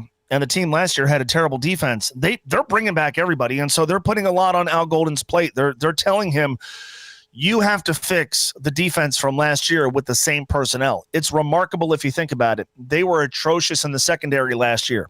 They have not acquired one player in free agency or in the draft in the secondary. They're running it back with those guys. They have to have an improved pass rush. That's why they drafted Shamar Stewart. I think, to me, as much as we talk about Trey Hendrickson, it's interesting. The Bengals had the NFL sack leader last year and still had an atrocious pass rush. That tells you how bad everybody was. To me, the spotlight's on Myles Murphy, first-round pick from 2023. They have to start getting something out of him. But, yeah, I mean, look, they don't have to be the 85 Bears, right? They don't have to have the league's best defense. They just can't have the league's worst defense. Yeah. If they have a league average defense, offensively, they're going to score enough points to get to the postseason. How does the division shake out, do you think? Like when you look at where teams are headed in the division, I mean, I think 2 teams from this division will be in the playoffs, but how do you think the division falls once we get going? Well, it's, Baltimore is the class of the division. They have the best roster, beat the Bengals twice head-to-head last year. That said, Cincinnati's offense did whatever it wanted to do against the Ravens last year. And so if Al Golden has fixed the defense, maybe the Bengals can win one of those games against Baltimore. I think the most interesting team in the division is Pittsburgh because what they're doing on some level works, right? We're going to lean into an elite defense and hope that our quarterback can be okay. Except their quarterback is Aaron Rodgers. So, I'm of the belief that Aaron Rodgers kind of mirrors the Pittsburgh Steelers where, if you've watched over the last few years, the Steelers have their moments. And you don't want to play them, but you don't really take them seriously as a title contender. Aaron Rodgers, I think, is still capable of having moments, but you no longer talk about him in that upper tier of quarterbacks. That said, what if Aaron Rodgers turns into Aaron Rodgers again, and they have an elite defense, and they have fixed their offensive line? They have a Hall of Fame coach. They still have a good roster. I think they're really interesting. I think there's a world where the Steelers win 11 games. I think there's a world where the Steelers win like 6 games. Yep. I think variance is that wide. And so to me, I think we all expect the Browns to be pretty bad. I think we all expect the Ravens to be really good. I think we all expect the Bengals to be good-ish. I have no idea about the Pittsburgh Steelers, and to me, they are fascinating. We can't let you go without asking about the Canadian at running back. I mean, I look at their depth chart. I'm assuming it's going to be I told Eric earlier this morning, I said, I like disguising my fantasy curiosities in legitimate questions about players, but I'll just straight up ask you, is there a monster fantasy season coming for Chase Brown, considering the workload that he should have? Well, here's how I look at it. Chase Brown is Canadian. We gave Canada Zach Collaros from the University of Cincinnati. Hey, I'm broadcasting Zach's game on Saturday. So yes, there is no bigger Zach Collaros fan than this guy right here, a University of Cincinnati legend. So we, before Trump started fighting with you guys, we gave you Zach Collaros, and we have been waiting in Cincinnati for our comeuppance, and we got Chase Brown. Chase Brown is going to be a fantasy darling this year, and if you want to go back to last season, the biggest misstep by the coaching staff was early in the season they barely used Chase Brown. Yep. And as the season went on, they started to use him more and more. And it's like, what took so long? If you just look at his rushing totals, you're not going to be wowed because the Bengals are never going to be a running team. But the way they use him, he has worked. He has talked a lot this offseason about like improving his route running. He's gotten better as a blocker. Like when they got him, it was, can we have him on the field for 3 or 4 downs? Can he pass block? Can he do all the things you want him to do to be on the field on every play? And he has gotten better and better and better. He was such a huge part of this offense at the end of the season last year. Fantasy owners would be out of their mind if they're drafting in the first round and Chase Brown is there and they don't take him. He's such a huge part of this offense. And the most important thing is he has Joe Burrow's trust. If you want to do anything with the Cincinnati Bengals, you got to have Joe Burrow's trust. And Chase Brown has it. He doesn't fumble. He carries out his assignments. He's a reliable runner. He's a good pass catcher. He's an awesome weapon. And he makes them, when you talk about Chase Brown and Jamar Chase and T. Higgins and Mike Gesicki and maybe Jermaine Burton and maybe Noah Fant, Chase Brown is just another weapon that makes them so hard to defend and so hard to prepare for. Hey, before I let you go, somebody over in the chat, Big Maple says, Mo Ager's Instagram bio says he supports bat flips. Where does he rank Jose Bautista's bat flip all time? It's one of the best ever. It's one of the best ever. I love bat flips. It's a Mount Rushmore, right? It's a Mount Rushmore bat flip. Oh, yeah, without question. Absolutely. Jose Bautista still follows like every human being on Twitter, right? Like that was his thing. That's right. He follows. I think he still does. He followed me. I got the notification. It's like, why is he following me on Twitter? And then I looked at the thing. He's like, oh, he follows like everybody on this app. Yeah. So yeah, that's one of the great bat flips of all time. I'm a huge bat flip guy. Excellent. Great stuff, man. We'll see you in Mexico in February, okay? February 22nd. I won't have hiccups, and I can't wait to see you guys. I'll start packing now. There you go. Thanks a lot, man. That's Mo Ager. What a hit. ESPN Radio in Cincinnati and ESPN Radio National. He's awesome. He's the best. Love having him back-to-back days. NFL guests two bringing bangers. up CFL quarterbacks. That is true. We had a McLeod Bethel Thompson drop yesterday. Yeah. And man, that is good. That is good. And we didn't even lay into it. They brought it up. God, who are we going to get on Monday that might drop CFL quarterback on us? You're digging into the black book. Yeah, we'll find somebody. But that was a really good conversation. Yeah, he's great. I think the only thing I didn't like about that chat with Mo was when I looked over into the nasty chat and I saw YouTube Trev go, Joe Burrow instead of Burrow. But you are killing me with these horrible things today. That's creative. That's too funny. Creative. All right, so I'm going to do this right now. He mentioned Chase Brown and where you can get him. The Canadian running back, I think he's a stud as well. Should have a monster fantasy season. I'm on the Fantasy Pros Draft Wizard mock right now. I'm going to start. Wizard. I'm going to pick 8th, and I think I'm going to be able to get Chase Brown in the 2nd round. But let's see. So I'm going to pick 8th. So here were your first picks. Jamar Chase, Saquon, CeeDee Lamb, Bijan Robinson, Justin Jefferson, Jahmyr Gibbs, Puka Nacua. I am on the clock. It doesn't matter who I take here. What matters is who's still going to be there. I will take Neighbors. And then, let's see, is Chase Brown still available? There he is. Chase Brown. So I got Chase Brown, 5th pick of the 2nd round in this mock. I think I don't think Chase Brown, if you're doing your home league draft, I don't know if Chase Brown will last much longer than 5th, 6th pick of the 2nd round. What did Mo say? He said if you got like a late 1st rounder, you're crazy not to take him. Yeah. But that's why I wanted to check, because here are the picks in the 2nd round that go ahead of him. Devon A-Chain, Brian Thomas Jr., Derrick Henry, Jackson Smith-Njigba, and then Chase Brown. And I'm sorry, but I would take Chase Brown a million times over before JSN in Seattle. The other guys, cases for, I'd probably take Chase Brown ahead of Brian Thomas Jr. too. So I think he's that first half of the 2nd round pick, a Canadian, first half of the 2nd round in NFL fantasy drafts. Not a lineman. What a time to be alive. Yeah. That's crazy. I placed an over on Chase Brown rushing yards last week.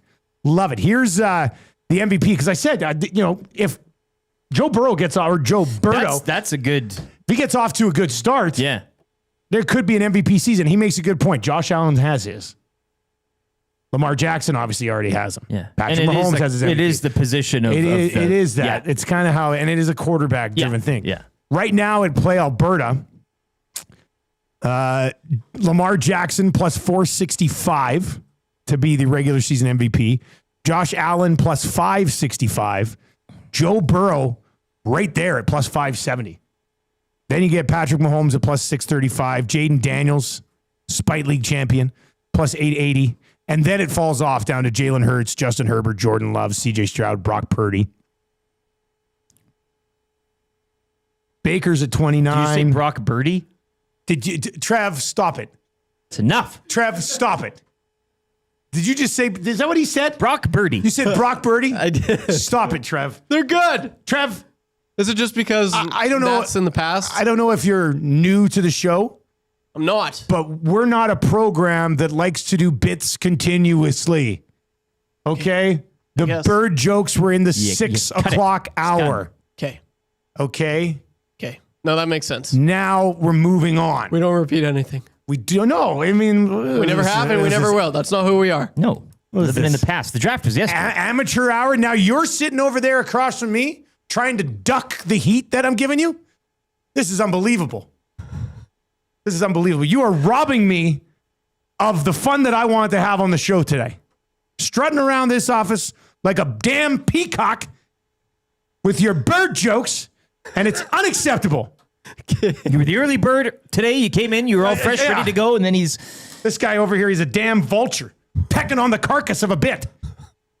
nom, nom, nom, It's nom. unbelievable. Sorry. Okay. I didn't know. So he's standing in the corner on one leg, making all these jokes. You going to be doing these all Okay. summer long or what? Okay. This is I get it. unbelievable. I get it. Okay. Jeez. Holy smokes, man. Oh, holy smokes, you. What were we talking about? Brock Purdy. Oh, yeah, that was hilarious. Jeff, you should text that in. That way, when text us today. Summer shows, man. Hey. Tell me a summer show isn't more entertaining than, like, can you believe the third one that got through Skinner's legs last night? God, I love those times too, but the freedom of Do summer you? shows. I mean.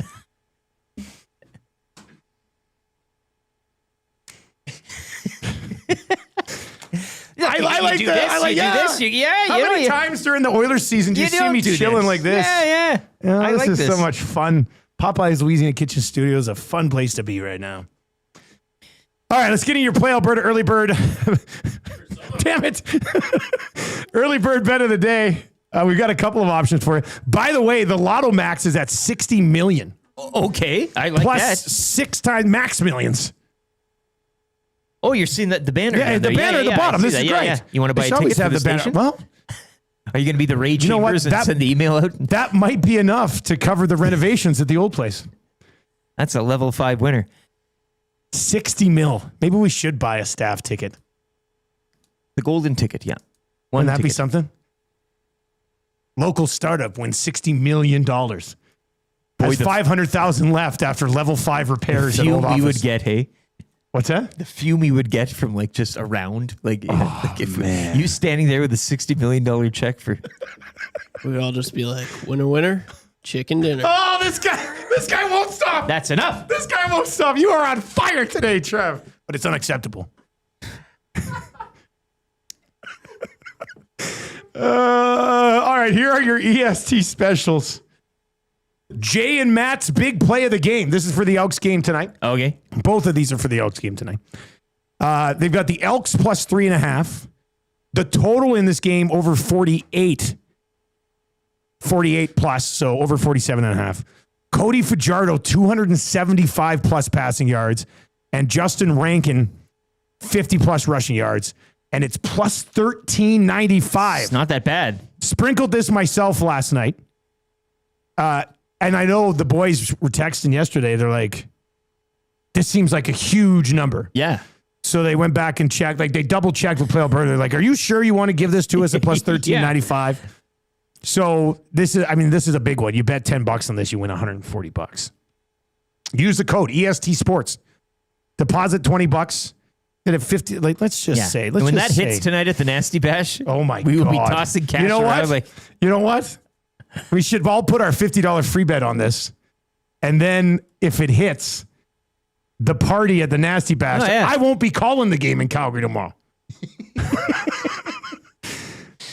So if you put 50 on it, we would win $747. Can you imagine just a bunch of people sitting there? Cody Fajardo's at 269 yards and they're up by 10 and they bring in Trey Ford for a series. Oh, poor Trey Ford. God, poor Trey Ford at that point. Anyway, we gotta be on this. Let me see. What if we bet? Let's say I put $500 on it. Not that I will. That's a crazy bet. Yeah, I just want to see the math on it. Sure. Well, yeah, that's easy. Almost $7,500. But I know why it's such a big number. When you look at that, can you tell what's a little bit of the outlier? What would be the concern? I can't. The passing yards? Passing yards. Yeah, but Montreal. Now they won't have Daquan. They won't have KB and Ento. That's the point too. It's live. Don't get me wrong. I'm on it. But if you're wondering like why it's almost 14-1, I think it's because of the Cody Fajardo 275 plus passing yards. But whatever. I mean, take it. Let's smash this thing. Should be a good one. And then the early bird bet, the official early bird bet that I posted this morning. Elks plus 3.5. Justin Rankin just 40 yards. And Tyler Sneed, who we both have going on our fantasy teams tonight. Tyler Sneed, 60 plus receiving yards. I like that. That's it. I like that. That's and that's plus 333. That's a better number than I thought it was going to be. It a lot. I'm going to get on that bad boy too here. Let's do that as well. So you can download the Play Alberta app. You'll see the EST specials page, playalberta.ca, EST specials. You hit that and you ride with us. Fajardo 257 last week, and I know it's Montreal. Yeah, I get it. 257 last week. And against the Rough Riders, 346. Against that defense, a healthy defense.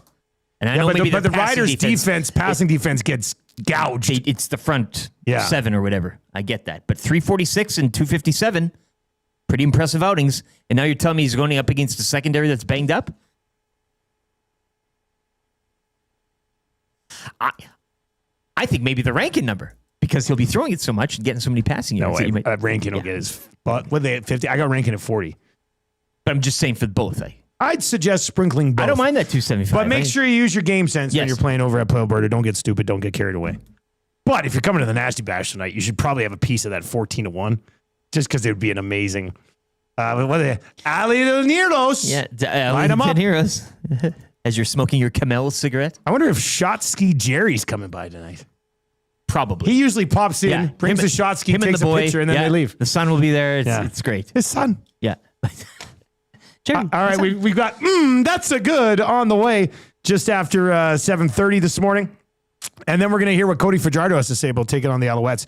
We'll dive into his availability from camp earlier in the week around 7:45. Kind of easy trivia. 3 questions. Sobeys and Safeway Liquor Beer of the week. That is still on the way as well. And then we'll have the wrap for Bruce and the Dream Team over at William Huff. Let's get to a sports update right now for the most handsome man in the city, Mitch from Park Mazda. If you like buying vehicles from good-looking dudes, he's your guy. Here's the update.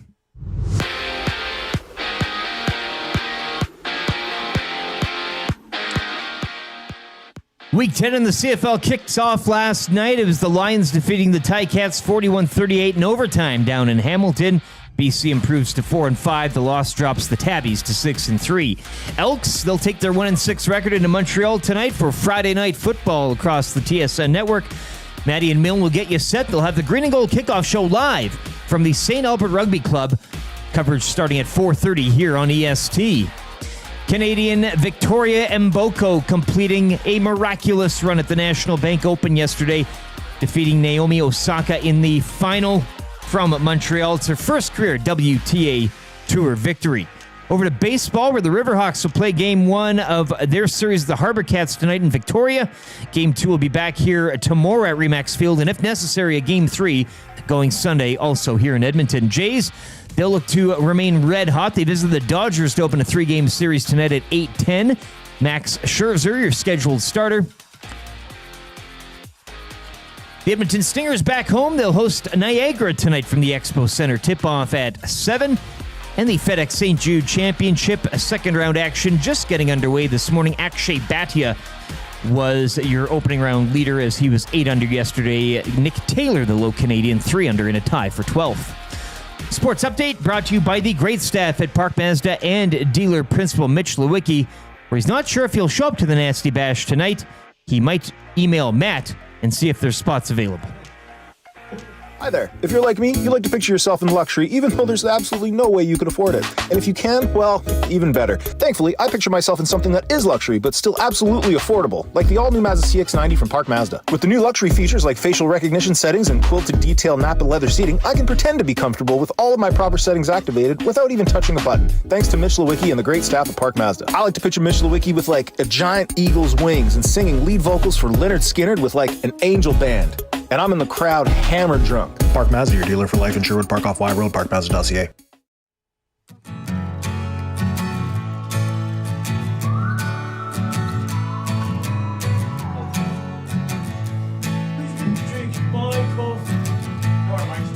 The Nasty Bash was awesome, so let's remember it with this song. The EST on Corey B, tattoos still looking strong. 6:30 it wasn't working, so old Smash said so long. AM Nasty C and Frazier yelling, turn your headlights on. 1, here comes the 2 to the 3 to the 4. Tommy met a new girl heading out the door. No homology stripping, his shirt just hit the floor. Oh my, good Lord. Someone poured me birdie booze on a shot ski. Now you know Reed Wilkins was a mystery. X-Ray J's pants got a little pissy. Everybody at the bash was a nasty. Everybody at the bash was a nasty. Everybody at the bash was a nasty. 6 o'clockers right and left. Let me pour it on your head. Moment we won't soon forget. Hey Norm, Fergie's backpacks let us in. Made the last table again. Rode it out till 2 a.m. Oh Lord. 1, here comes the 2 to the 3 to the 4. Tommy met a new girl heading out the door. No homology stripping, his shirt just hit the floor. Oh my, good Lord. Someone poured me birdie booze on a shot ski. Now you know Reed Wilkins was a mystery. X-Ray J's pants got a little pissy. Everybody at the bash was a nasty. Everybody at the bash was a nasty. Everybody at the bash was a nasty. Oh, Nasty Bash 3 tonight. St. Albert Rugby Club. Shotsky Jerry won't be there. He's unfortunately on his way somewhere else. So that kind of sucks, the big one. Oh, he's going to Turtle Lake, Saskatchewan. Great lake. Do you know about Turtle Lake? I do. Fine place. Have a good time, Jerry. Does it move slowly or does it look like a turtle? Not a turtle in sight. It's one of those ironic names. No, I'm just joking. Is there a ton of turtles there? No, I haven't been there and seen a turtle, but I'm sure. It's got to be, somebody must have saw a turtle there once and nobody else had named the lake yet. So then they said, it'll be Turtle Lake. Lakes are great. Like the amount of names for lakes, maybe it's just growing up in Saskatchewan there's where so there's like many a lake lakes. every 5 kilometers, but Yeah, I'd like to find an undiscovered lake. well, yeah, And then I'm just name saying, it, like, yeah. what would you name a lake? Bo 'Cause Keith Lake, my middle names. Okay, that could be. That'd be a good name, man. And it'd be Unless I unique. saw a bird there or something, then I would name it. Oh, it's Crow Lake. Bird Lake. Yeah, something. Yeah. But every I name has like been guarantee taken. There's a bird lake in it- Saskatchewan. obvious, yeah.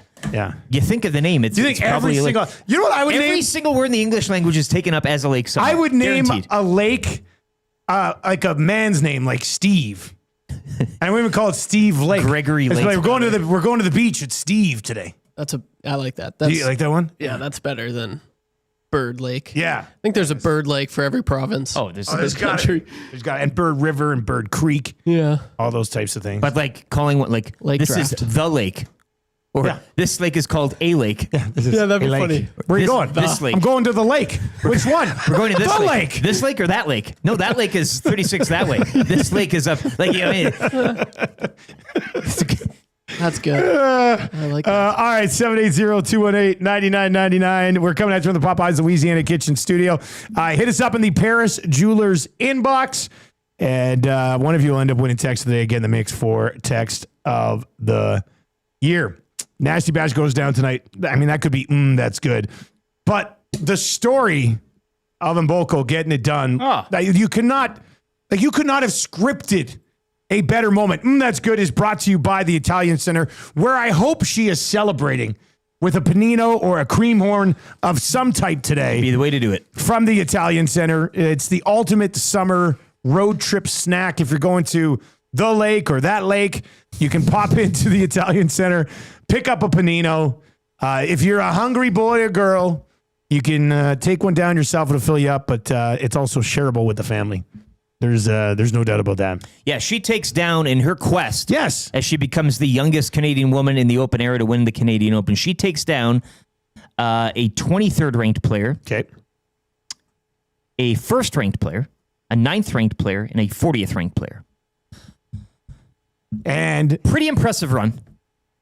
At 18 years old. Former Grand Slam champions. Correct. And in your home country tournament, whatever. I don't know what else you can add to all of this. What to make here? it. So I read a story this morning because I was up early because my wife woke me up to tell me I was snoring and keeping her up. Well, she was swearing. She swore about my snoring and woke me up. And I Clean it said, up "How a bit. rude! Yeah, well, it's just How rude!" kids in the house. Yeah. So anyway, I had some extra time this morning, so I read a story. I think it was somebody at Sportsnet did a story on it, and she was at the hospital yesterday morning. This gets better. Getting her wrist looked at. This gets better. So she not only pulled off this, she was unseated going into this event. Not only does she pull this off, she pulls it off with a wrist injury that was clearly hampering her at times. The one shot that she made last night, Osaka drops it just over the net, and it has some swag to it too. When you're like, I gotcha, boom, just a little volley right over the net, pickleball style maybe, like just a little one. And then Mboko slides, stretches out, just gets it under.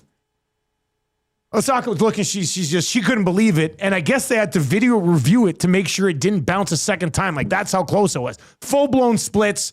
That's her moment. Like, make it the logo. Just phenomenal story. That's good. You could not have dreamt up a better story in tennis right now than what this 18-year-old Canadian girl just did. She also dropped the first set and then went on to win the next two, which is almost oh my God. like it's a gentleman's sweep. She did it. She did it against Rybalinka the other night in the semis. She did the same thing as well. First and then came back. She gentleman sweeps her, and then she gentleman swept again in the final. See? What do you think about that, Reed? Vicky Mboko. See? Yeah. The kindest of sweeps.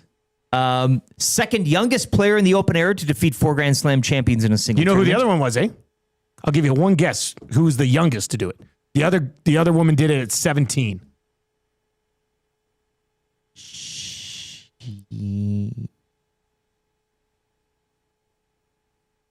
Steffi Graf. Serena Williams. Yeah. Think about that. Think about how good she was. How about she that? did that at 17. This Canadian girl just did it at 18. The only one who's done it at a younger age was Serena. I mean, I don't know what else you can add to this legendary. I mean, the hospital thing, the whole it's one of those wins. It's one of those times you win. And again, coming off the scene or whatever, but to defeat all those ranked players, the age in Canada, the hospital, the gentleman's sweep. The gentleman's sweep. That even for us selfishly is a big thing. I'm going to text Reed. I mean, Reed, are you watching? Phone him. Reed. Get him an answer to this.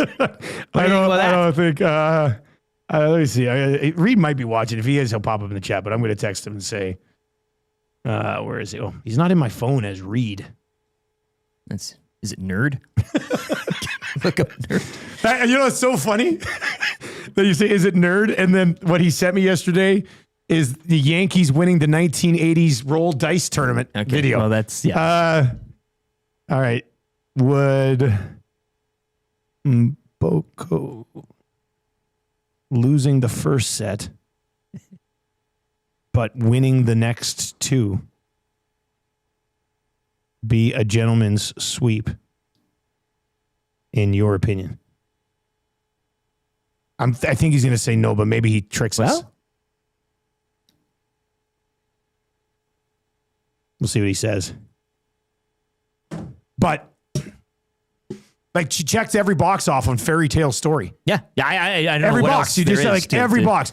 The injury on top of it all, like everything you said was already incredible. And then it's like, oh, and she was also at the hospital the morning of, getting imaging on her wrist to see if she could play. And surprise, she's blind. You know what I mean? Like, that's the only thing that you could really add on to all of this to make it, because this is all. There's nothing else you can say. Like, that story comes out today. Like, she's legally blind. Legally blind. Like, she can see a little bit. Yeah. But that stretch shot that she made, she was just trying to feel her way on a wing and a prayer. She, boom, knocks it over. Just like incredible stuff. Actually, you know what?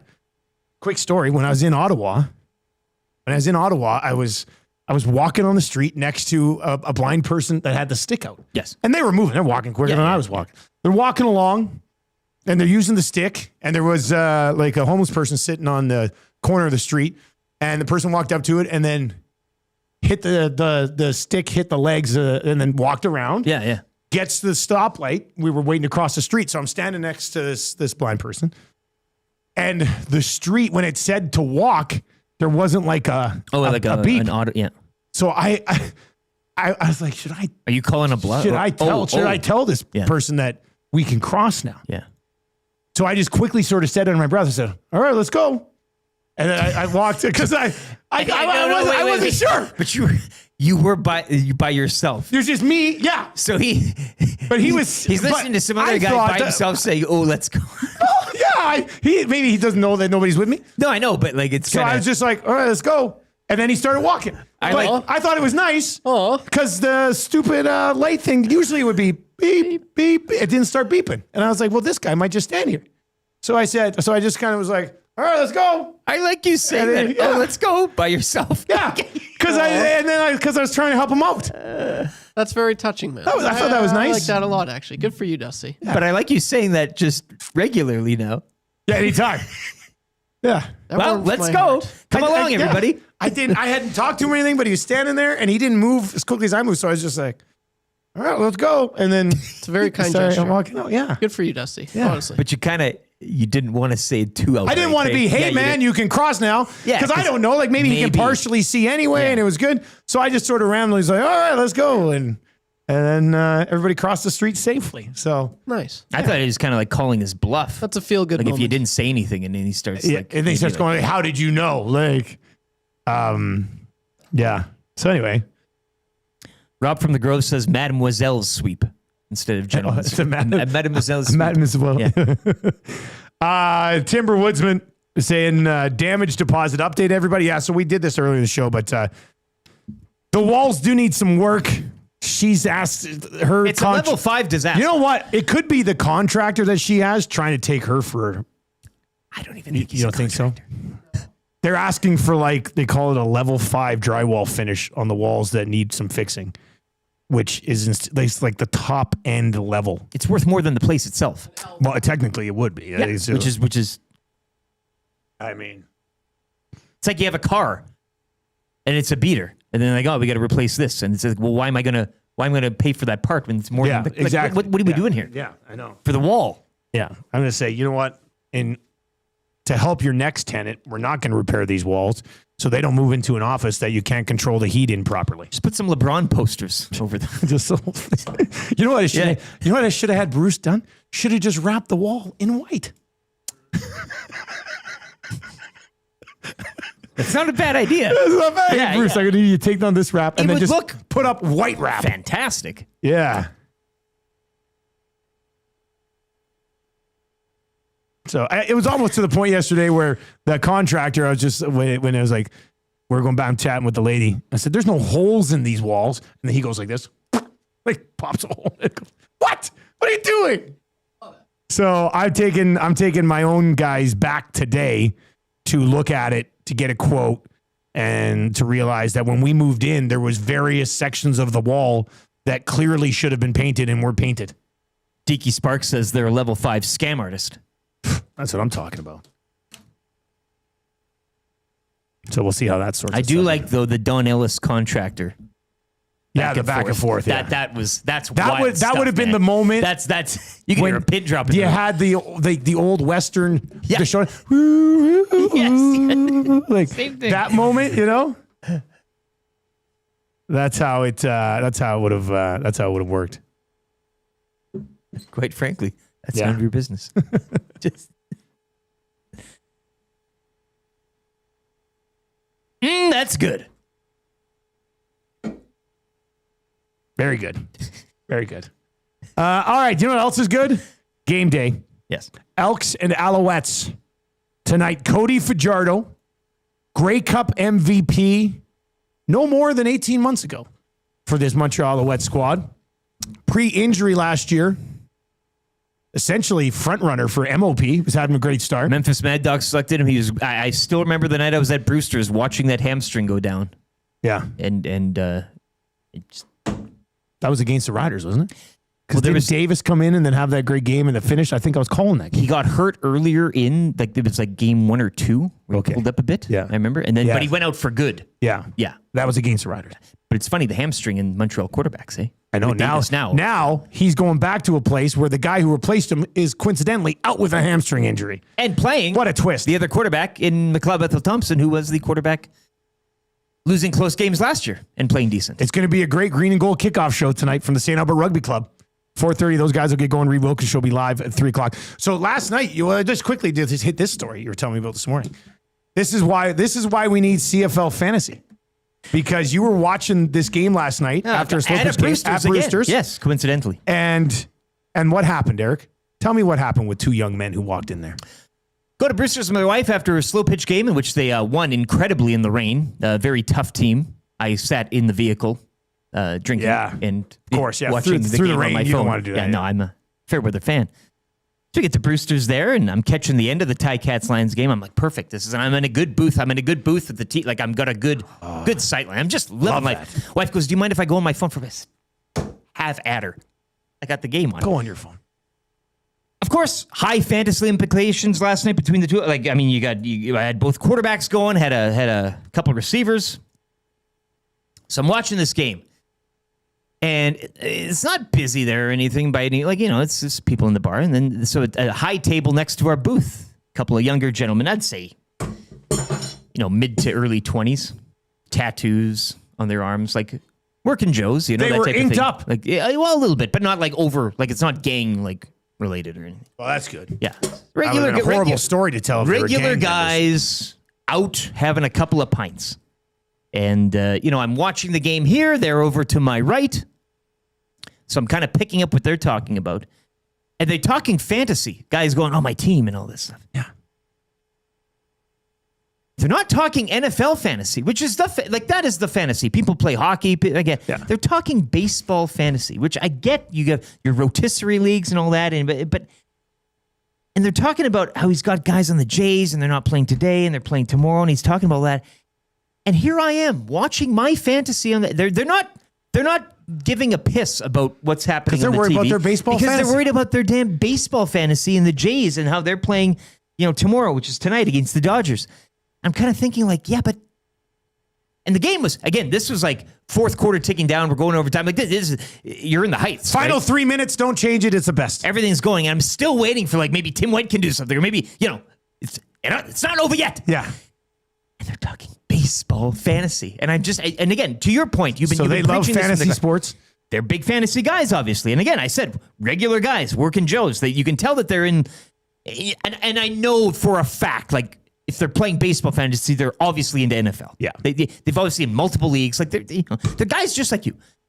So again, I don't have any ink. Well, but yeah, well, and your body's a temple. Yeah, exactly. Inside and outside. I would never put anything in my body. But it's a perfect example of, again, it was a snapshot moment I had of the TV that I'm watching, and then these two schmucks sitting beside me talking MLB fantasy and not giving, because again, if they were like me and in a season-long league, then they're watching that league. To that television and what was going on last night, because the ending was just... Commish, Stu Johnston, we're talking to you. Season-long fantasy takes those two guys' eyes off of their phone and their Major League Baseball fantasy and turns it up to the Ticats Lions barn burner last night because they started Keon Hatcher and he only caught 3 of the 10 targets thrown his way. Like that's the example. Those are the guys. They play fantasy.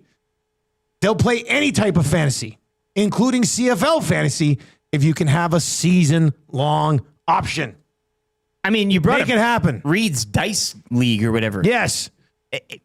If I had skin in the game, fantasy wise, I'd be watching him roll him. Yeah. You put that on a TV in a bar. And Reed, I'll watch are you going to roll a game tonight? Sure. Yeah. I've got 4, 5, and 6 minus 300. Yeah. So that was kind of it was a nice snapshot of what was going on. Highly frustrating, but it kind of summed up everything. Speaking of fantasy, and as we're watching a game tonight at St. Albert Rugby Club, I am starting a Fajardo Dunbar stack this week. Oh, I'm wearing my Sneed jersey tonight. Yeah, and I got Sneed. That's a huge fantasy game. Oh, yeah. Tonight. And don't you have Maltos? Jose Maltos Diaz, yep. He's good for another couple 60-yarders, I would assume. The guy's money. Yeah, his last 3 kicks were 54, 56, and 58. A leg so good he could be south of the border. Well, he tried. Wasn't good enough. I know. Well, the guy's hitting 58. The 58-yarder he hit would have been good from 70. It was insane. All right. Cody Fajardo. Media availability a couple of days ago at practice about taking on the Montreal Alouettes.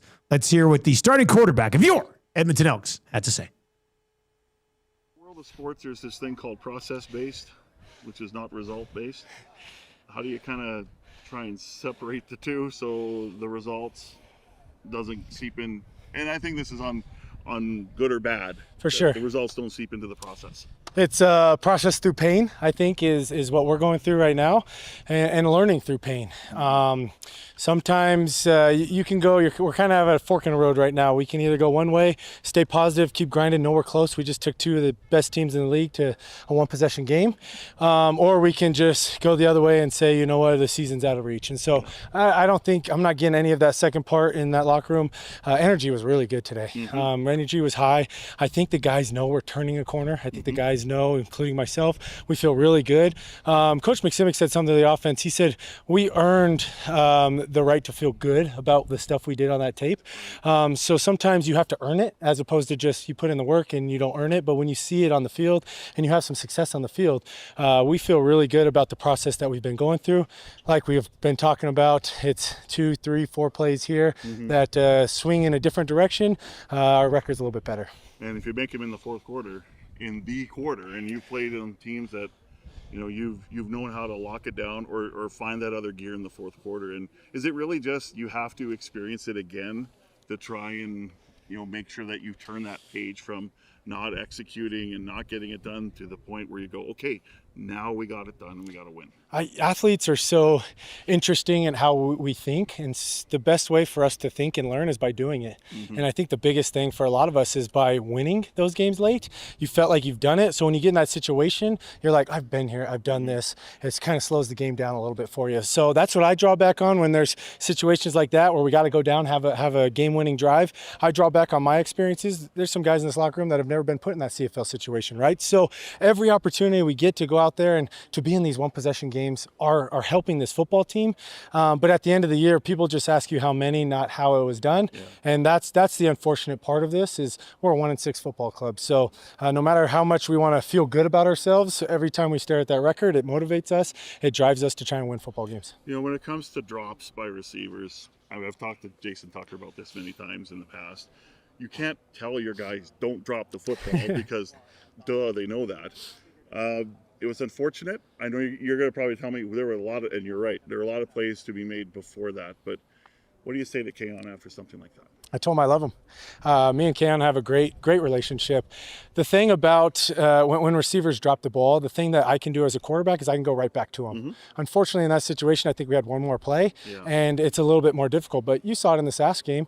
Threw him a slant, he dropped it. Next play, he scores a 60-yard touchdown, right? So as a quarterback, there's not much you can say on the field because everybody, when you drop a pass, I throw a pick, like I'm my own worst critic. I'm going to be the hardest on myself. The last thing you want is someone to be like, hey, don't drop the ball. Like, I know that. So just love him up. Know that he's a great football player. He's done some really great things for us. And he's motivated. He's motivated this week, just watching him in the film room, watching him out here today. He's motivated to get back. And I think that's the best thing. People talk about short weeks. They say, hey, short weeks are hard in the CFL. Well, when you lose a game like that, short weeks are a blessing because we have no time to think about what just happened against Hamilton. We have Montreal at our headlights and just understanding that that's our focus. So Keon's got a little added motivation going against his former team, as do I. And so this is a big week, and I think he'll have a bounce back week. And I got all the faith in the world in him that he's going to bounce back and have a great game. Going back to Montreal, does that add any extra juice? And I know I'm asking a football player this because I think football's the least sentimental of all the sports. Yeah. And like you said earlier, this is like my 15. But when you see Montreal on the calendar and you're going to start in Montreal against the Alouettes, does that give you a little extra spark? You know, I would lie to you if I said some games don't mean a little bit more. And this game means a little bit more. And I'm not afraid or shy to say it. Anytime you face your former club, you want to go out and perform well. We're in a bit of a desperation, got to win now. So it doesn't matter who it was. You know, I want to get my first win as a starting quarterback for the Elks, and no better opponent than a really tough Montreal team. But I was talking to some people about it. People were asking me leading up this week. I think Montreal did more for me in my career than I ever did for Montreal. Giving me the opportunity to be a starter in this league again, giving me the opportunity to win a Grey Cup with a talented team, and last year being the best team in the CFL and go to the East Final. Like, they validated some things in my career, and I wouldn't be able to call myself a Grey Cup champion if it wasn't for my journey with the Alouettes. So there's no hard feeling, no love lost. It was business in the off season, which I totally understand, but as an athlete, you always get excited about playing opportunities where you kind of got shipped out. So I'm excited for the opportunity. Does that mean I'm going to try any harder to win a football game? Absolutely not. I'm going to do everything I just did last week to try and win a football game, hopefully protect the ball better. But it'll be an exciting environment. It'll be good to see some of those fans that were really loyal to me and just backed me.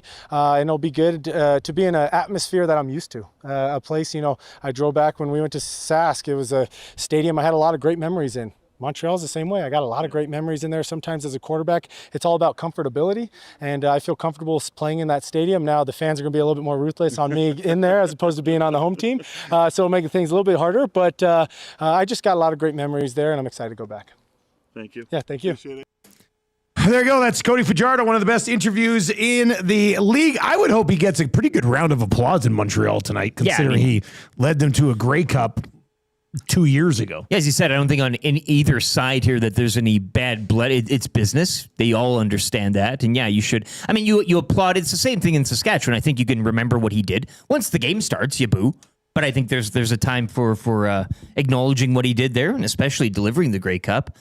But then adding too, like, you do want to prove them wrong in a sense.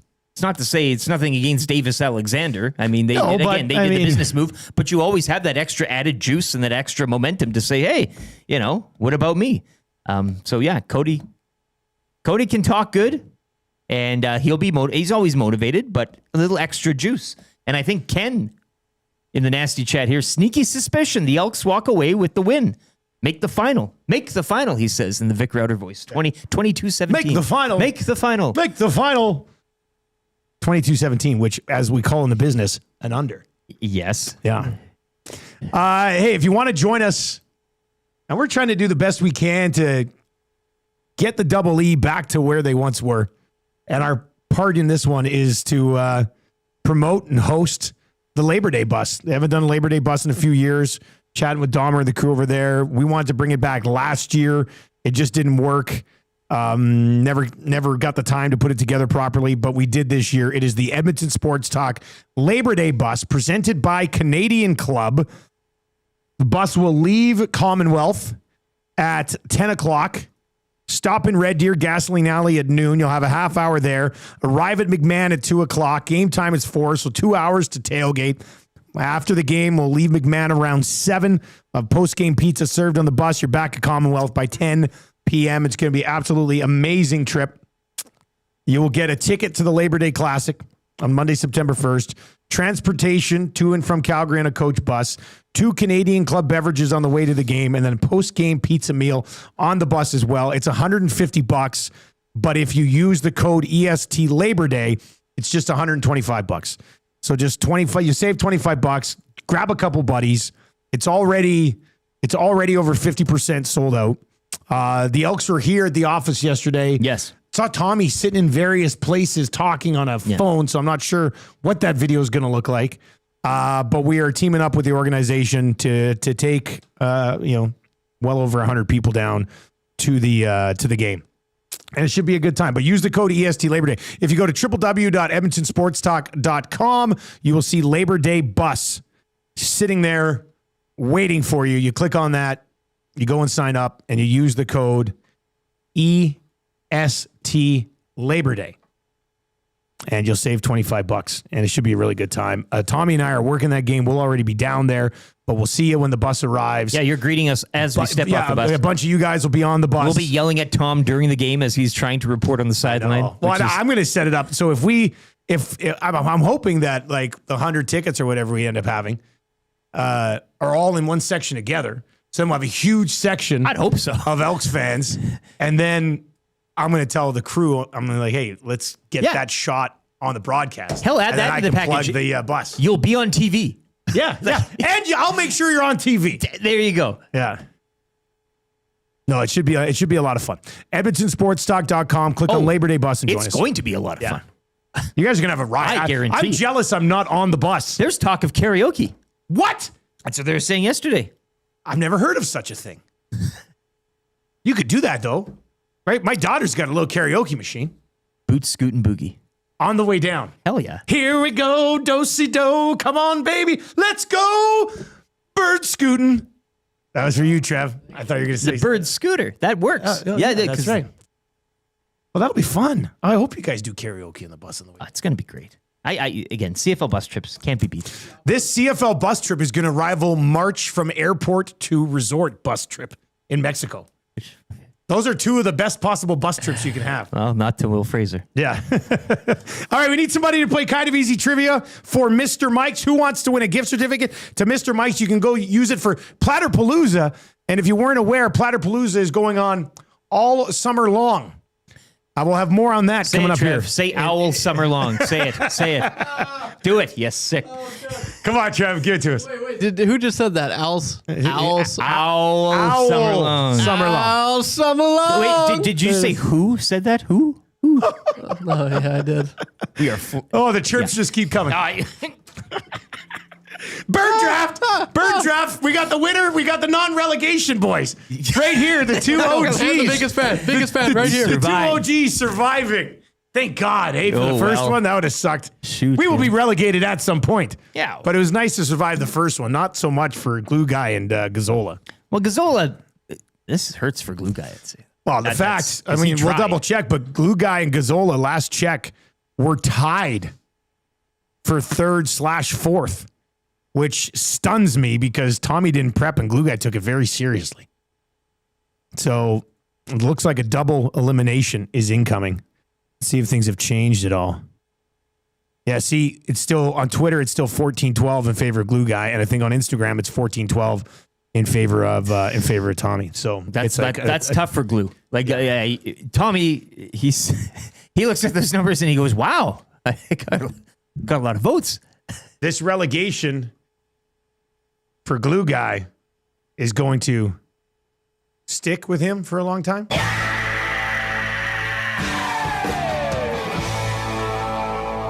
All right, somebody's got to play Kind of Easy Trivia. Text Trev right now, 780-218-9999, 780-218-9999. We've got Kind of Easy Trivia. We got 3 questions too many. We got Sobeys Safeway Liquor Beer of the Week. Canmore Brewing, Dave from Canmore Brewing, coming up to join us in studio. That's going to be a good time. And then, of course, the wrap for William Huff still to come. More of your predictions for that Elks game tonight. And join us on Labor Day, boss. It's going to be a hell of a time.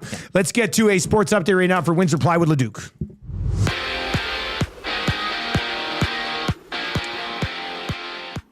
Week 10 in the CFL continues tonight. Game day as the Elks are in Montreal to battle the Alouettes. Join Maddie and Milne as they'll be set up live at the St. Albert Rugby Club for the Green and Gold Kickoff Show. Coverage starts at 4:30 here on EST. Week 10 kicking off last night in Hamilton. It was the Lions over the Ticats, 41-38 in overtime. What a story for Vicky Mboko, the Canadian completing a miraculous run at the National Bank Open. She defeats Naomi Osaka in the final last night from Montreal for her first career WTA Tour victory. Over to baseball, where the Riverhawks playoff journey starts tonight. They're in Victoria for Game 1 against the Harbor Cats. Game 2 will go tomorrow night back here at RE/MAX, and if necessary, a Game 3 on Sunday. Jays look to remain red hot. They visit the Dodgers to open a 3-game set tonight. First pitch, 8:10. Max Scherzer, your scheduled starter. Stingers also trying to chase down the Calgary Surge for second. They're back home to round out their regular season schedule for a pair of games beginning tonight against Niagara, 7 o'clock from the Expo Center. FedEx St. Jude Championship. Akshay Bhatia, your opening round leader yesterday at 8 under. Nick Taylor, the low Canadian, he was 3 under in a tie for 12th. Taking a quick glance at the leaderboard, not much movement thus far. American Bud Colley has moved up a notch. He's in a tie for 3. He is even through 6 today. Sports Update brought to you by Windsor Plywood Leduc, locally owned and operated, serving Leduc and the surrounding area since 1993. Doors, flooring, baseboards, and of course plywood. Go see the knowledgeable staff at Windsor Plywood Leduc.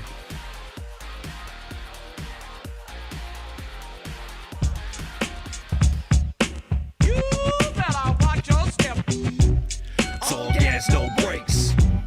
All gas, no brakes. All gas, no brakes. We win the championship and plan a parade. Step out on the court and it's over quick. All aces to go like Joker. Better bring help. Calm under pressure. You get overwhelmed. It's all gas, no brakes. All gas, no brakes. All gas, no brakes. We win the championship and plan a parade. All gas, no brakes. All gas, no brakes. It's all gas, no brakes. We win the championship and plan a parade. Let's kick it off, gotta cheer for your team. The city of champs win the gold and the green. Ice in my veins and the turf on my feet.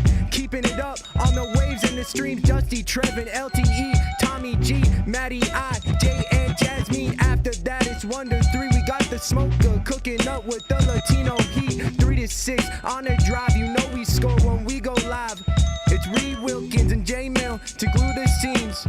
Man, really, it's a dream. It's just been a year, but it's clear no one else got us beat. Our own beer and our own booze, and now this. Man, really, it's hard to believe. Great host, better guess, all works, no breaks, no rest. Get the check, hit the mark, no mistakes. We the GOAT like LeBron James or MJ. Anyways, here's to you. You the nasties through and through. Couldn't do this without you, and it's true. Man, here's to year 2. Here's to year 2. Here's to year 2. Couldn't do it without you. So here's to year 2. EST, it's all gas, no brakes. All gas, no brakes. All championship and plan a parade. It's all gas, no brakes. All gas, no brakes. All gas, no brakes. All gas, no brakes. The clear choice for sports is no competition. If you're debating, you're hating, or you just don't listen. 8:10 on the Nielson Show. Thank you very much for being here today. We're coming at you from the Popeyes Louisiana Kitchen studio today. They've got the chicken dippers available, crispy strips of chicken, paired with their newest creation, the Popeye signature sauce, creamy pepper dipping sauce that packs a kick of heat, a hint of sweet, and our signature Cajun spices. Yeah, be a stud, don't be a dud. At Paris Jewelers. In the Paris Jewelers. What's Popeyes. I mean, they should just merge. Yes. Hey. That'd be a good spot. A little. They should just merge. A little supper snack before the nasty bash. Not a bad idea. There will also be food available. Yes. You can buy food at the St. Albert Rugby Club. I hear the fish is spectacular. I'm excited for the 6 o'clock loggers to be flowing tonight. With our partners over at Alley Cat. They do pour the geniuses behind the 6 o'clock lager. Bring you everything from Scone Gold to Apricot, Mangalorean, Main Squeeze, everything in between. Check them out, www.alleycat.com. Visit the tap room. Go see Lachlan and Cam and the crew there, 9929 60th Ave at Alley Cat. Our partners on what has become a very, very successful beer for both us and them. And a few of those, Tisby crushed tonight. They'll allow a tower there, hey? Oh, yeah. Fergie? Yeah, I mean, worst case scenario, an outside tower. Like, it doesn't look good now, but according to my generic, where's Clausen at? Clausen, what are we looking at for St. Albert weather from about 6 tonight to 2 in the morning? Curious if you could hook us up with that. Because my generic app from my iPhone says mix of sun and clouds starting around like 4. There's no consensus forecast anymore. Everybody's got it. Well, that's why I like Clausen to sort of tell us. We will have our second ever 6 o'clock lager baptism tonight at the Nasty Bash. Yeah. Norman, a combine, received the first blessing last year. And this just isn't on the head. You fully submerged them in a tub. Like a wash basin of what I did last year with Norm was I took a drink from the 6 o'clock lager, then poured the rest of it on his head. Sprayed it in his face. Like Yoshihiro Tajiri. Green mist. I know who I'm doing it to tonight. I've already locked it in. I know Have you locked in with them, or is it a surprise for them? No, it's a surprise for them. You're just going to walk up to them. One lucky individual tonight will be chosen to get the 6 o'clock lager baptism, and I'm really looking forward to it. For a teeth in the process, when you spit it on it. It's not going to be. Spoiler alert! It will not be a teeth. You should have like a very quick, like 4-sentence tale, like Tales of the North themed. Like tonight at the bash, something like that. We crown another. Yes, with the glorious juices of the 6 o'clock lager. Yes, from our partners at Alley Cat. Yes, lay your head back, fair son. Acknowledge. So I shall bless you. Acknowledge. Or ma'am. Or woman. I bless you in the 6 o'clock juices. Gentle wench. Do you acknowledge me or something? Bring me the beverage. Wench. Fergie comes over with the beer, like in a chalice. Yeah. Anyway, it should be. It's going to be a lot of fun. But I think I know where I'm going tonight with this one, and I look forward to it. So yeah, it should be a good time. Can we get a hint? No hints. No hints. Mm-hmm. Well, you think you're gonna keep poking at me and I'm gonna crack like an egg? Yes. Not gonna happen. No, not gonna happen today. I wanted it to be a nice surprise. No, I know. Start giving out clues. Everybody will know who I'm gonna pick. And you think so? Hey, like one little hint would give it away. I'm not saying anything. I believe him. Who's playing kind of? Well, we got to get to kind of. It's got to be Don Ellis. with the work he's been putting into the old place. Mr. Mikes. Hey.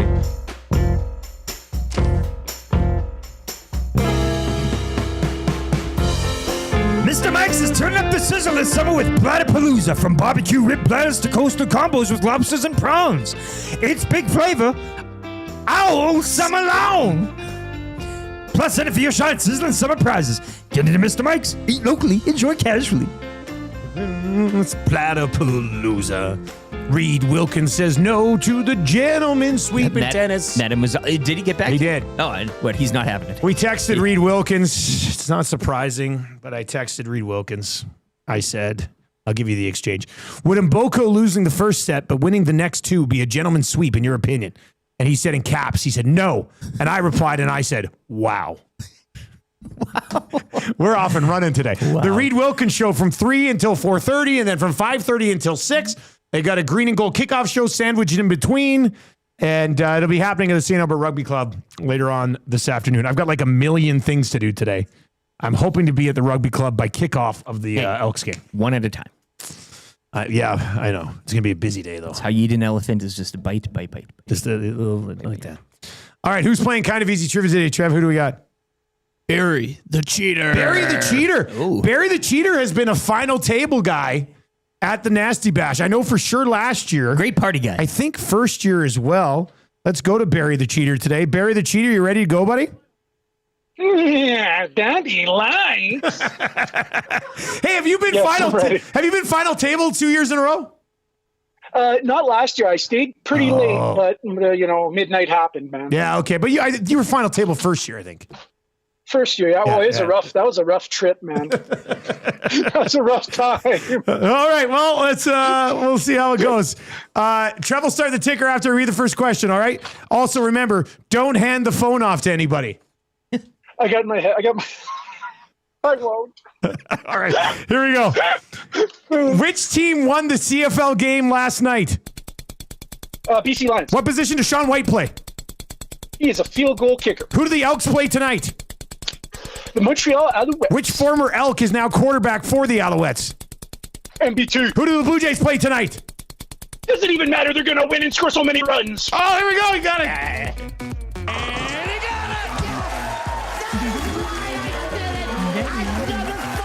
Are you kidding me? That's right. Who do you think you are? I am. Get it right. You can't have a newcomer come in and steal the show.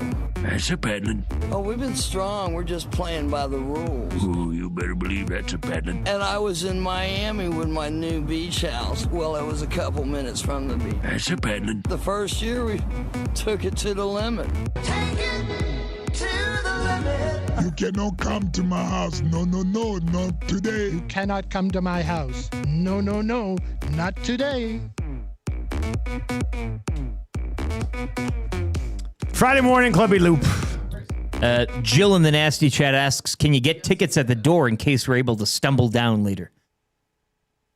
Probably good to kind of get this out and kind of just. Yeah, I mean, I don't know. I don't know if Wannick's going to allow that. I would, you know what? I would just email because the tickets are free. There's no ticket. You just have to be on a list. Yeah. I would just email Matt@EdmontonSportsTalk.com and say, hey, put me on the list. And then if you can make it, you make it. Yeah. Yeah. I think that's probably, I'd just rather go to Maddie's email today because if you're not checking Nasty Bash email right enough today, you know what I mean?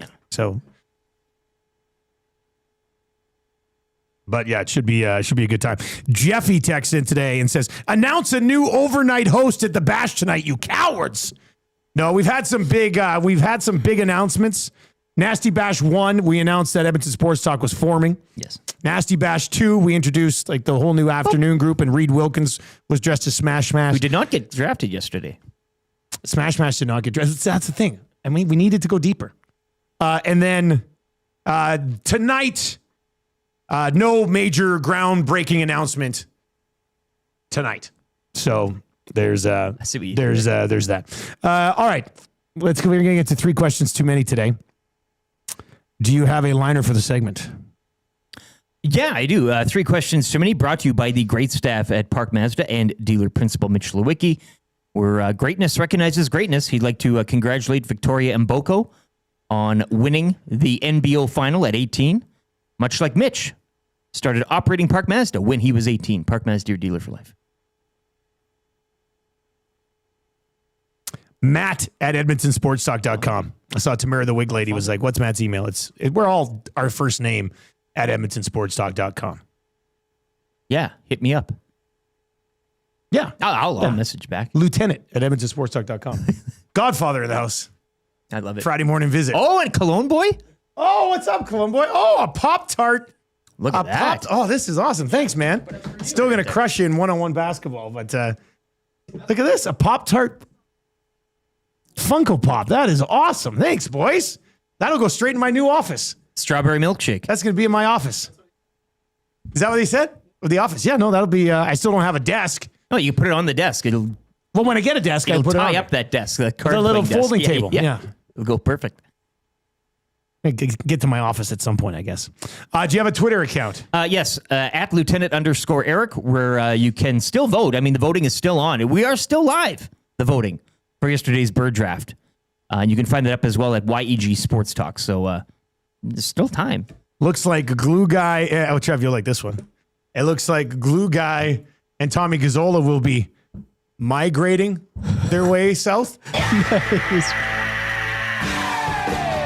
That was good. That's tough. It's tough. I didn't think Glue Guy was going to be relegated. No. I knew Tommy was going to be relegated. We all knew Tommy was going to be. But he knew he was going to be. Glue Guy, I thought. I thought what was going to happen was, I said it after we were talking. I said, I think Eric's going to win, but I think Glue Guy and I will be pretty close. Not necessarily. Well, I thought we'd be a little bit closer to you, but I thought both of us would be closer to you. Yeah. I thought like maybe the extra 10% you have would have been on Glue Guy. Sure. And then it would have been like 35, 27, 24. Yeah. So a bit of a stunner here that Glue Guy is going to be relegated. Yeah. But I mean, people have been asking for relegation. They wanted fresh blood. Boy, are they getting the commissioner's delivering for you, and some are still criticizing her. Turducken. I did that. Sure. I'll take it. I am going to. You know how you like in a court of law, they have the precedent has been set. Yes. Well, I'm going to use that turducken in future drafts with Quinn and be like, wait a second. Yes. I can't draft a combination of these two things. Like if we were to do a liquid draft and somebody drafted rum and somebody drafted Coke, I'm going to draft a rum and Coke. Well, it's the same thing as the turducken. It's all water-based. Like we haven't done liquid draft yet, have we?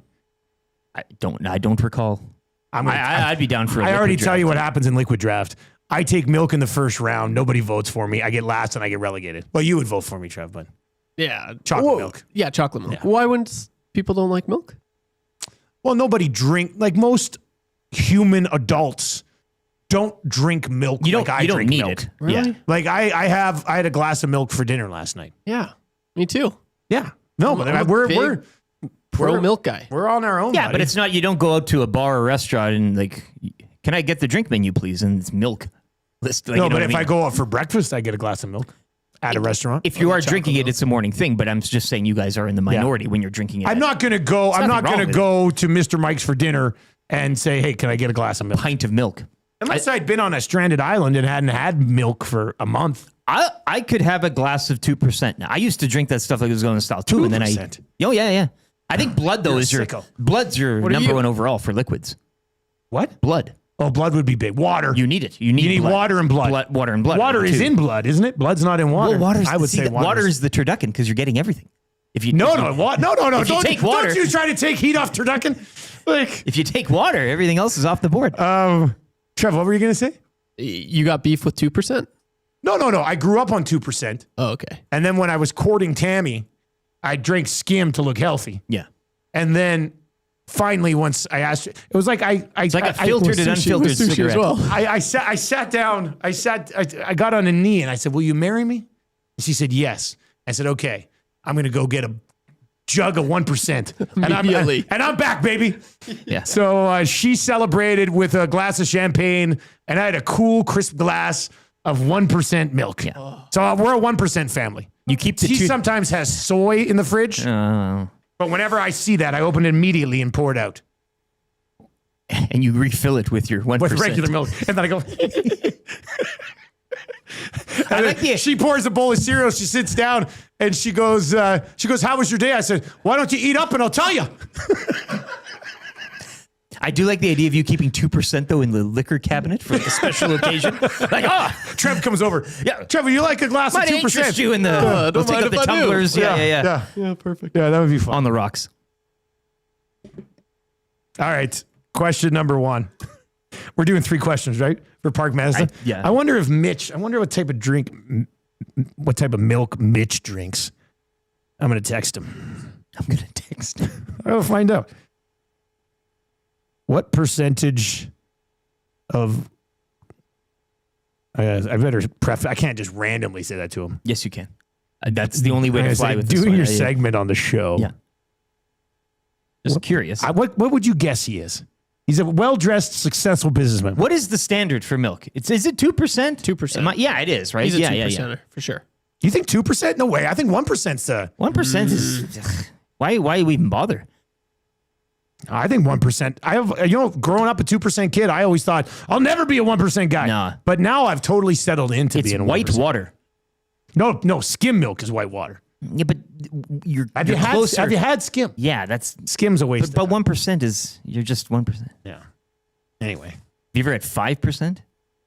Buddy, we grew up on a farm where my grandpa and my dad would go milk a cow, and they take off like a skim. That's like a skin off the top, like a Jello. Yeah, they take that off, and then we just drink it whole, and it's nice and warm.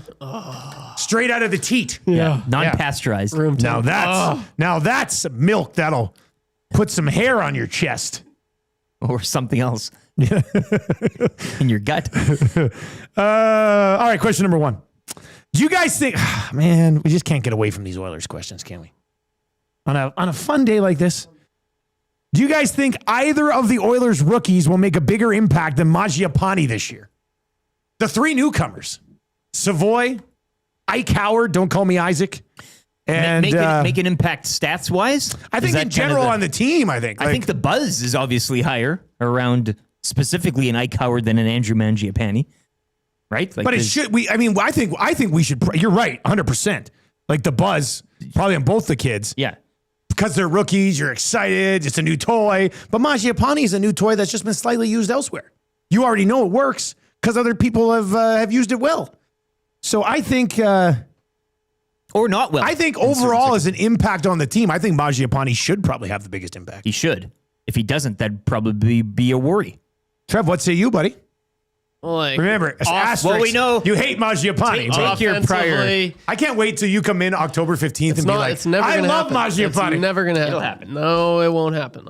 No. I like as far as like impact goes. I think like physically, Mangiapane, he's going to be more of a nuisance, and I think he's going to give the coaches like what they want. He's a dink. Yeah, for sure. I don't think the rookies are going to have that impact, but as far as points go, I think Ike Howard, Matt Savoy, Mangiapane will all be within the same area, like 40, 50 points. Yeah. For all 3. I think that's where they are. And Ike Howard maybe pushing 60. I thought you were joking when you said Ike Howard pushing 60. I'm serious. You think he's going to have one of the best rookie seasons of the last 10 years? No, like Lane Hudson had 63 points this year. As a defenseman, it happens. 60's that's shooting pretty high for a rookie, though. I mean, it is, but I believe it. Pushing 60, I said. Question number 2. Who would you guys like to see get the 2 spots in the next EST draft following the double relegation?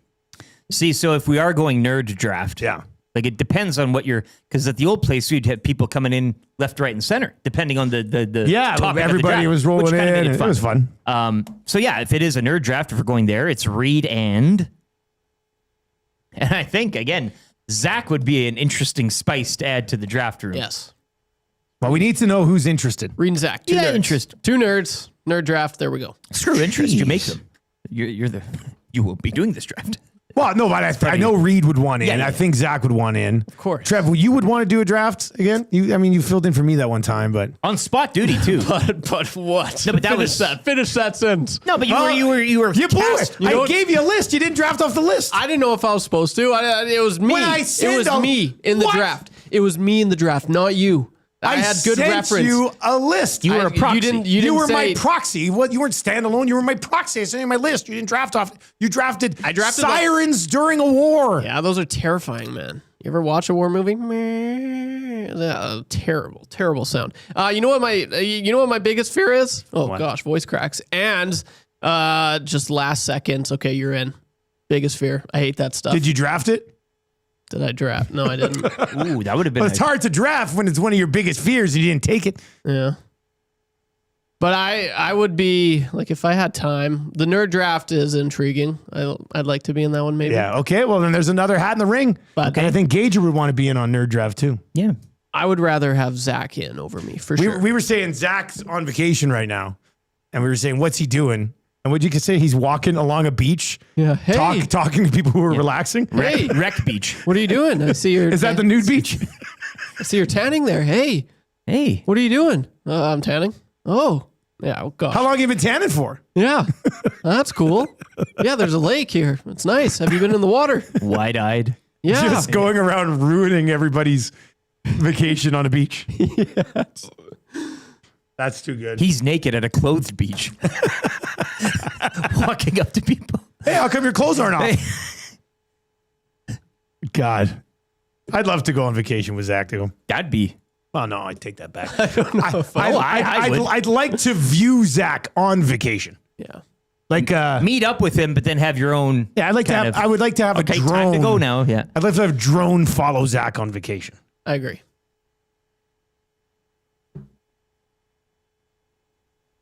All right, question number 3. Who becomes the star of the Nasty Bash tonight? Well, I'm hoping it's a combination of Cody Fajardo and Steven Dunbar. And Tyler Snead. And Tyler, yeah. We could really use 70 yards and 3 tutties from Tyler Snead. Certain places there. Well, I mean, look, if you're getting baptized tonight, you'd be a star in a certain. Yeah, whoever's the lucky chosen. How do you define is it being at the final table that gets you into the conversation? Is it? I mean, Tommy kind of stole the show. How do you get into a song, right? Do you get the whole? If you get the whole bar chanting at you, I mean, that's star worthy. Yeah. You know, at a bash such as that. I already see a line in a song where it's like Hernan outside smoking darts. He's playing clean tonight because he's training. Oh, is he playing clean? He might give me a ride. Oh, he that's said he's nice not. of He's him. not partaking. He's just going to be standing. Not there. one dart. Not. He's treating his body like a temple tonight. When's the run? When's the race? I don't even know. When's the big race? I don't. 2 weeks out. I like to think if he's he just doesn't training. if he doesn't finish top 10, I'm going to be very disappointed. Well, he's putting a lot of work. Me too. I don't know who.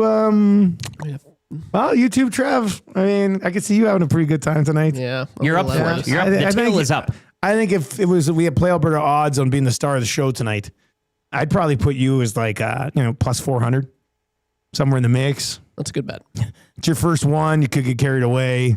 Yeah, it's interesting because sometimes I'm like, I want to be that guy, like woo, but like, sometimes you want to fly under the radar. Well, yeah, like first EST Christmas party, I was that guy. Yeah. But then the second one, I was very tame. The very first calm. Christmas party, you were having a good time. So I don't know what Trev we're getting tonight, but Normology, if he's there, he's going to be in the conversation, I think. Yeah, Normology. He will put himself in the conversation. Yeah, he would definitely be a contender. Lucas says Big Dusty youth. will be the star when he recreates Rod Smith's The Catch. If you do that, it's over. Well, we have to try it. It's over. Yeah, we have to try it. With the 6 o'clock lager. With a 6 o'clock? No, well, it'd be tough. Because what I have to do is I'm not going to be wearing the big baggy suit, but I have to jump up, tip it, and then catch it while falling. You got to run the little route, too. I'm probably going to be injured tonight if we try that. But Scalding Gourd says Connor McDavid is now on Zach's vacation. That's funny. Would that be? That's well done. I like that. That's good. There's some good text rolling in today. Looking at your hands on that text of the day prize. I could see one member, like somebody in the Combine crew, having a night. Oh, they're always, yeah. So they're built for things like this. Christian from Winnipeg is driving in from Winnipeg, which automatically gets him into the conversation. Yeah, I mean, regardless of what you do, you drive halfway across the prairies to come to the Nasty Bash, and I'm assuming he'll be looking for the 6 o'clock lager today. Might pop by Wayne's, the whole sort of the tour, yeah, the whole tour. But yeah, we'll see who. Lots of people in the running. That's why it's exciting. Lots of different options. All right. Let's get to a sports update where we've at a place where a few people have been stars as well. Oh, yes. Selly's Sports Bar and Lounge. Eric will be back there for Monday and Thursday night football again this season. Should be an outstanding time every Monday and Thursday. A good time. A lot of votes for Big Uke to be the star of the show. Big Uke. He's got that potential for sure. Always. All right, let's get to the update. We got Sobeys Safeway Liquor Beer of the Week coming up next.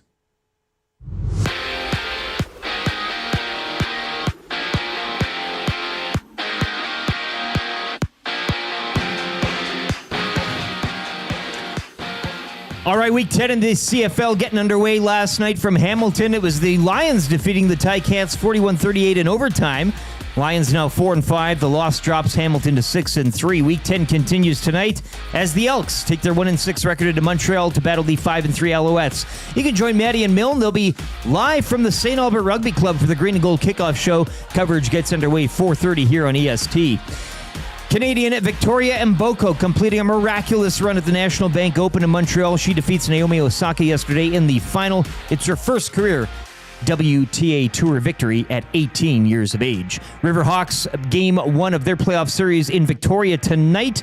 Game 2 will be back here tomorrow night at Remax Field, and if necessary, a game 3 will go Sunday, also here in Edmonton. Jays look to remain red hot. They visit the Dodgers to kick off a 3-game series tonight at 8:10. Max Scherzer, the scheduled starter. Stingers back home. They'll host Niagara tonight from the Expo Center. Tip-off at 7. Over to the FedEx St. Jude Championship. Akshay Bhatia. He was your opening round leader at 8 under yesterday. Nick Taylor, the low Canadian, at 3 under. He was in a tie for 12th. And Tommy Brady, set to become the first player in Patriots franchise history to be honored with a statue. It'll be a bronze statue for New England's number 12. Sports Update presented by Selly's Sports Bar and Lounge. With wall-to-wall TVs, daily food and drink specials, it is the place to be for every Edmonton Elks game. Every day is game day at Selly's Sports Bar and Lounge.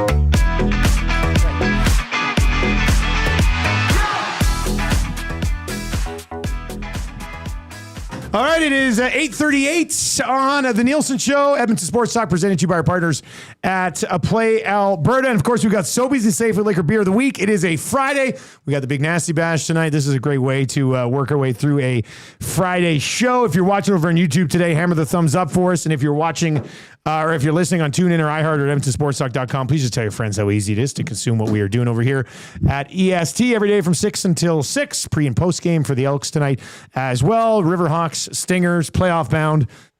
Should be a pretty exciting time there. All right, we have Dave from Canmore Brewing with us today. I was going to say, do people ever call you Mike from Canmore? Is that He'd be down with the joke. Is that a thing? Yeah, let me just bring that in a little bit. There we go. Sure. How you doing, man? I'm doing well. Good. Doing well. Good. Thanks for having me. Hey, thanks for coming up, man. A lot of people just joined virtually, but I'm telling you, it's way better when you're in studio. The human touch. Way better, yeah, for sure. All right, so first, we're going to get to the beers, but tell us a little bit about Canmore Brewing. Yeah, sure. Well, Canmore Brewing's been around for 10 years now. Okay. Started in 2015. A wonderful little community-based brewery that's very eco-friendly. You started it? No, I did not. Okay. I was wondering. I'm always curious. Just say you did. Yeah, take the credit. I wish it was. Brian Dunn started it. Okay. Along with his family. Okay. So it's a wonderful little family-based operation that really supports a lot of the community in terms of the trades. We use all the water from there, and we use as much barley and hops as we can from Alberta. As local as we can, right? That's right. Yeah. I think that's a good way to do it, though. Yeah. Right. I mean, for different beers, people bring in different stuff from different places, but I do like the fact that you guys try to keep it local. I'm sure a lot of people have been to Canmore, definitely know about what you guys are doing. But where can they find you in Canmore for people who are getting out in the summer and coming down to check it out? Absolutely.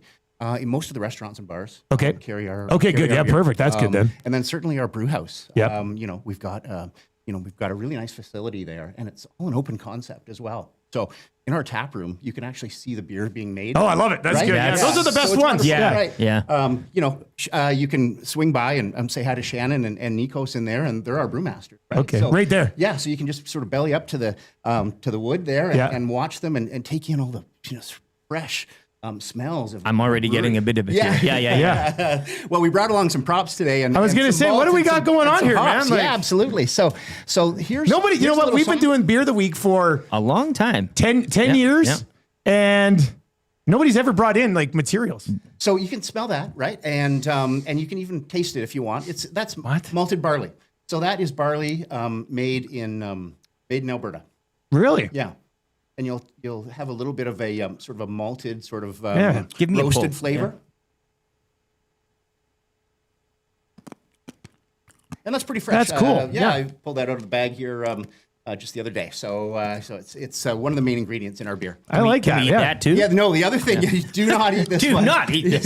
No. What's that one? That's hops, and they're hop pellets, okay. actually. Yeah, and so they're very aromatic. Yes. And it's something that you can really take in. You can roll it around in your hands a little bit, get some fresh sort of pine notes. Oh, wow. It smells like beer. Yeah. So that's what, I've never seen the hops. Yeah. I got a couple of hops Trev, plants in my backyard. Man, are they aggressive. Isn't it wonderful? They'll just go everywhere and take over everything. Say that again, Rick? What do you have? Hops plants in my back, yeah. But I don't know the process. I'm kind of got to do something with them. Doesn't that smell good? I don't know about the refining process and how you kind of break them down to that, but...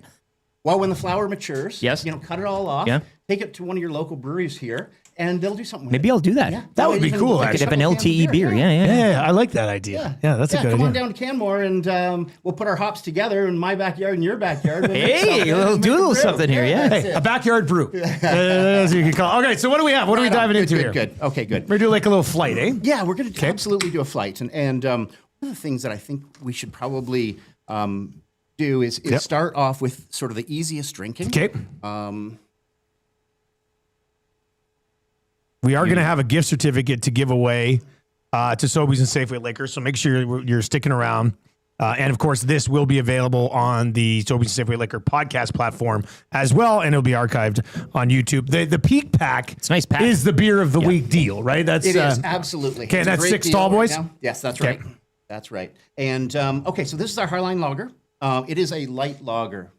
The real interesting thing about this particular one is 4% ABV, so alcohol. Trev, you want one? Yeah, get one Yeah. for this guy over here too. Absolutely. Okay, so Please do. what's the percentage? 4%. Okay. So, what you're getting out of this one is a really crisp and light, refreshing flavors to it. It's light in body and light in color. Maybe some hints of some stone fruit in there, some grain, all that kind of stuff. But the really unique thing about this particular beer is that all of the ingredients are from Alberta. Okay. So the hops, our hops are the backyard hops. Grown right here. And the barley is also harvested from our good farmers out there. All right, you know what? Then What's in the name Highline too? Is that? So Highline is actually a name of one of the mountain bike rides, or at the Canmore Nordic Center. Okay. One of the cross country makes sense. trails. Yeah. So that's the one thing about Canmore and Brian Dunn and his family is that they're all really into outdoor pursuits and different biking and cross country skiing and things like that. So a lot of his beers are named after either certain areas in the Bow Valley, but this particular one, Highline Lager, is one of the. They taste better after an activity like that, right? Like that's Absolutely. they go down. I'm also just looking at the logo. Are those the Three Sisters? Is that Yes, the they are. mountains, right? Absolutely right. Yeah. All right. Yeah. Cheers. Hey, let's go. Cheers boys. to Alberta. Yes. Hey, the province of Alberta. There you Trev, did go. you already drink it before the cheers? Oh, all right. Cheers, Wade.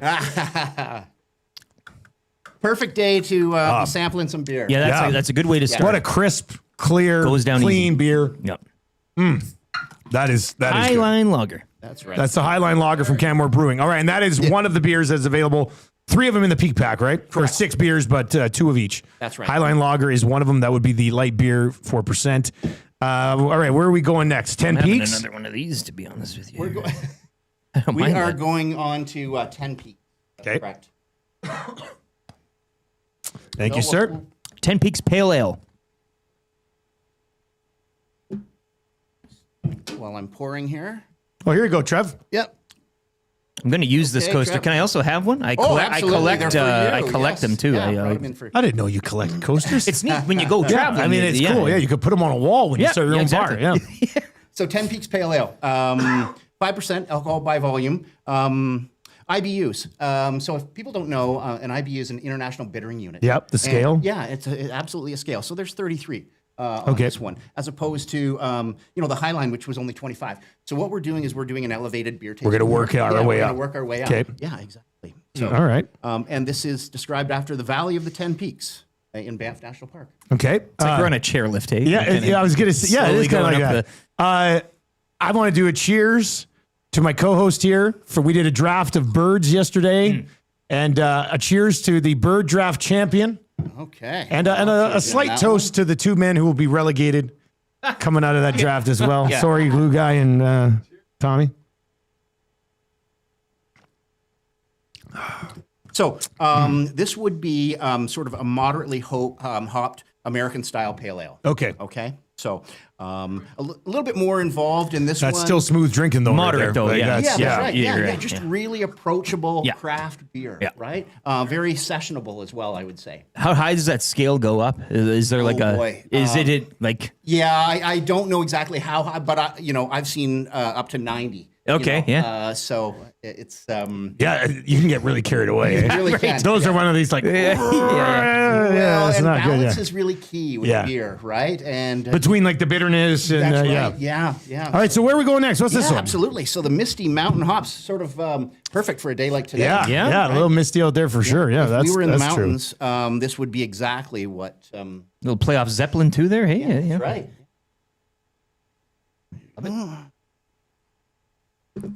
So what would the IBUs be in this bad boy? Elevated a little bit higher. Just a little bit higher? So this one, Like in the 40s, 50s type of thing? yeah, this one's 55. Okay. On the IBU scale there, I love on the can it says crafted at what 1,309 meters. which is exactly the height. I like of the that. brewery. That's Oh, really? Okay, that's kind of neat. down to the- yeah. Come here, Trev. Grab one of these bad boys. Yeah. Yeah, there's 2 taglines that Canmore Brewing has. Okay. One is crafted, just like you said, crafted at 1,309 meters. And the other really fun tagline that they have is think outside, there is no box. No box. Instead of think outside the box. That's think outside. Screw the box. There is no box. There's nothing. Yeah. I do like that. Yeah, Think that's it. outside, where all the that's best a good ideas one. come from, right?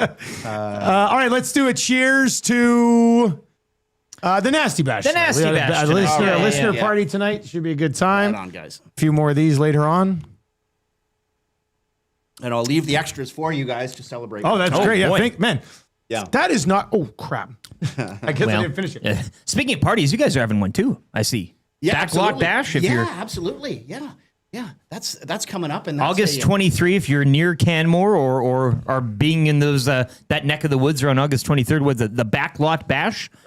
Right. And it's That's kind a of good the name for a party, actually. I like that. the conclusion of the summer season. I guess. Yeah. Absolutely, yeah. It's right in the back where all the raw materials are and all the empty kegs and Okay, everything yeah. So it's else, just right? like yeah. They It's like put- shutting down a curling rink. That's right. You know what I mean? You kind of they put the stage out. Yeah. And there's 4 bands. Okay. And what's really that's fun, good, yeah. what's really fun is the owner Brian Dunn. Him and his brother, they have a band, so they're playing in it as well. Oh, so beautiful. it's, Yeah, it's yeah. a great way to The house to band. celebrate. Yeah, yeah. That's it. I wanted to That's try this exactly one it. again because I was gonna like it wasn't as bitter as I thought it was gonna. Oh, be. no. Like, it's surprisingly not bitter in my opinion. Yeah. Like I was expecting what do you say 55. I almost felt like this was smoother than the other one. So it's a classic New England style pale ale, or IPA. Wow, that's good. So hazy, fruity, just perfect for the springtime. And again, we're using a few more different styles of hops in this one. This one we're using Hallertau, we're using Mosaic and Amarillo. So by blending different styles of hops, you're getting different flavors. So there's no fruit in the beer or anything else. They're just balancing different styles of hops within. All right, and then what is this Mountain Dew that we got sitting over here? So this is not part of the peak pack, but this is something else we can find with you guys. This is something else on our seasonal list, and this is a sour beer. Okay. Oh, so it's a sour beer. Yes. It's not just a sour. It's a sour beer. Yeah. Okay, I'm intrigued. Okay. You had me at the name though. Yeah. Mountain Dew. It's a great play there. Yeah. I remember drinking Mountain Dew in junior high school. It was like a big thing. Like you were cool if you're drinking Mountain Dew and you were having Cool Ranch Doritos. It's a strange soda. Hey, remember Cool Ranch Doritos? Pop. Yeah. I don't mind Mountain Dew still, like in little doses. But it's not like it's not in your main conversation of pops. No, like I don't think it's not taken root in the beer. liquid draft. Right, exactly. Yeah. Like it's, mind you, it might get drafted in liquid. a latter draft. round. Yeah. So sour beers, something a little bit sort of new on the market. It's been around for quite some time, but just a great way to celebrate the springtime. Okay. Yeah. So you're going to get some very some intrigued sort of to funky notes in this. Okay. All right. The smell is and sort of some tart flavors into it, but it really sort of goes well. Sometimes the first sip isn't exactly what it is, but it keeps you coming back to it. Okay, well, let's cheers to a preemptive cheers to the Elks winning tonight. Absolutely. Against the And Tyler Alouettes. Sneed for a good night as well. Here's to Tyler Sneed. May he have 100 yards and 2 touchdowns. Yeah, so you would pair something like this with fruit salads, salads with fruit in it. Fish tacos. Fair to say it tickles. Yeah, that's right. Yeah. You could even go in with some spicy food on this one. So this is a different, because in the years we've tried things just sours. They're just called sours. This is different, right? Yeah. This is like a beer first that's sour type. Yeah. Because this is delicious. Like It's like some a of those sour other gumbo sours that almost. we've had, I've been like, but I'm gonna have a little bit more of this. Yeah. No, it doesn't make you pucker. No, Like you're right. It's very well balanced, right? Yeah. I was waiting for the pucker, Right. and it didn't come, and then you just sat there and just like, oh, actually, that's just a smooth drink right there. Oh, that's fun. Yeah, that's different. Yeah. And, at the brewery, guys, you can explore a whole bunch of other different seasonal beers that we have. Yeah, how many beers do you guys roll in there? Like something rolls so in the we brewery. have, we have a core brand list of 5 that we always have to offer. But at any given time, we could have 3 or 4 different seasonals, that are out there. Yeah. And I know in the wintertime, they come out with a chocolate porter, right? And a coffee. That's where I'm at. I'm looking at this Georgetown Brown too. Absolutely. That's my neighborhood. There's just some wonderful different beers that our brewmasters are making, and we bring them out for a limited time. It's not always exclusive to the brewery, so we do have it available, at liquor stores and that sort of thing. So, I invite you guys to and all the listeners to go and explore Canmore Brewery. Good stuff, man. Thanks a lot. Thanks for coming by. We'll let you slide out and we'll wrap up the show. Thank you. Yeah. No, that was all 4 of these were delicious. I was very curious on what to expect with this Mountain Dew. But it's delicious. Yeah. That is different. That is absolutely wonderful. So we do have a gift certificate to Sobeys and Safeway Liquor. Text Beer Me right now to 780-218-9999. 780-218-9999. Text Beer Me. Rick, I'll say this as the Bird Draft champion. You have your first choice of which of these you want to finish. What are you going to go with? I want to go with one particular. What do they say with Spider-Man? With great power comes great responsibility. Yeah. Don't get your uncle killed. I'll take this. What'd you go with? The 10 Peaks.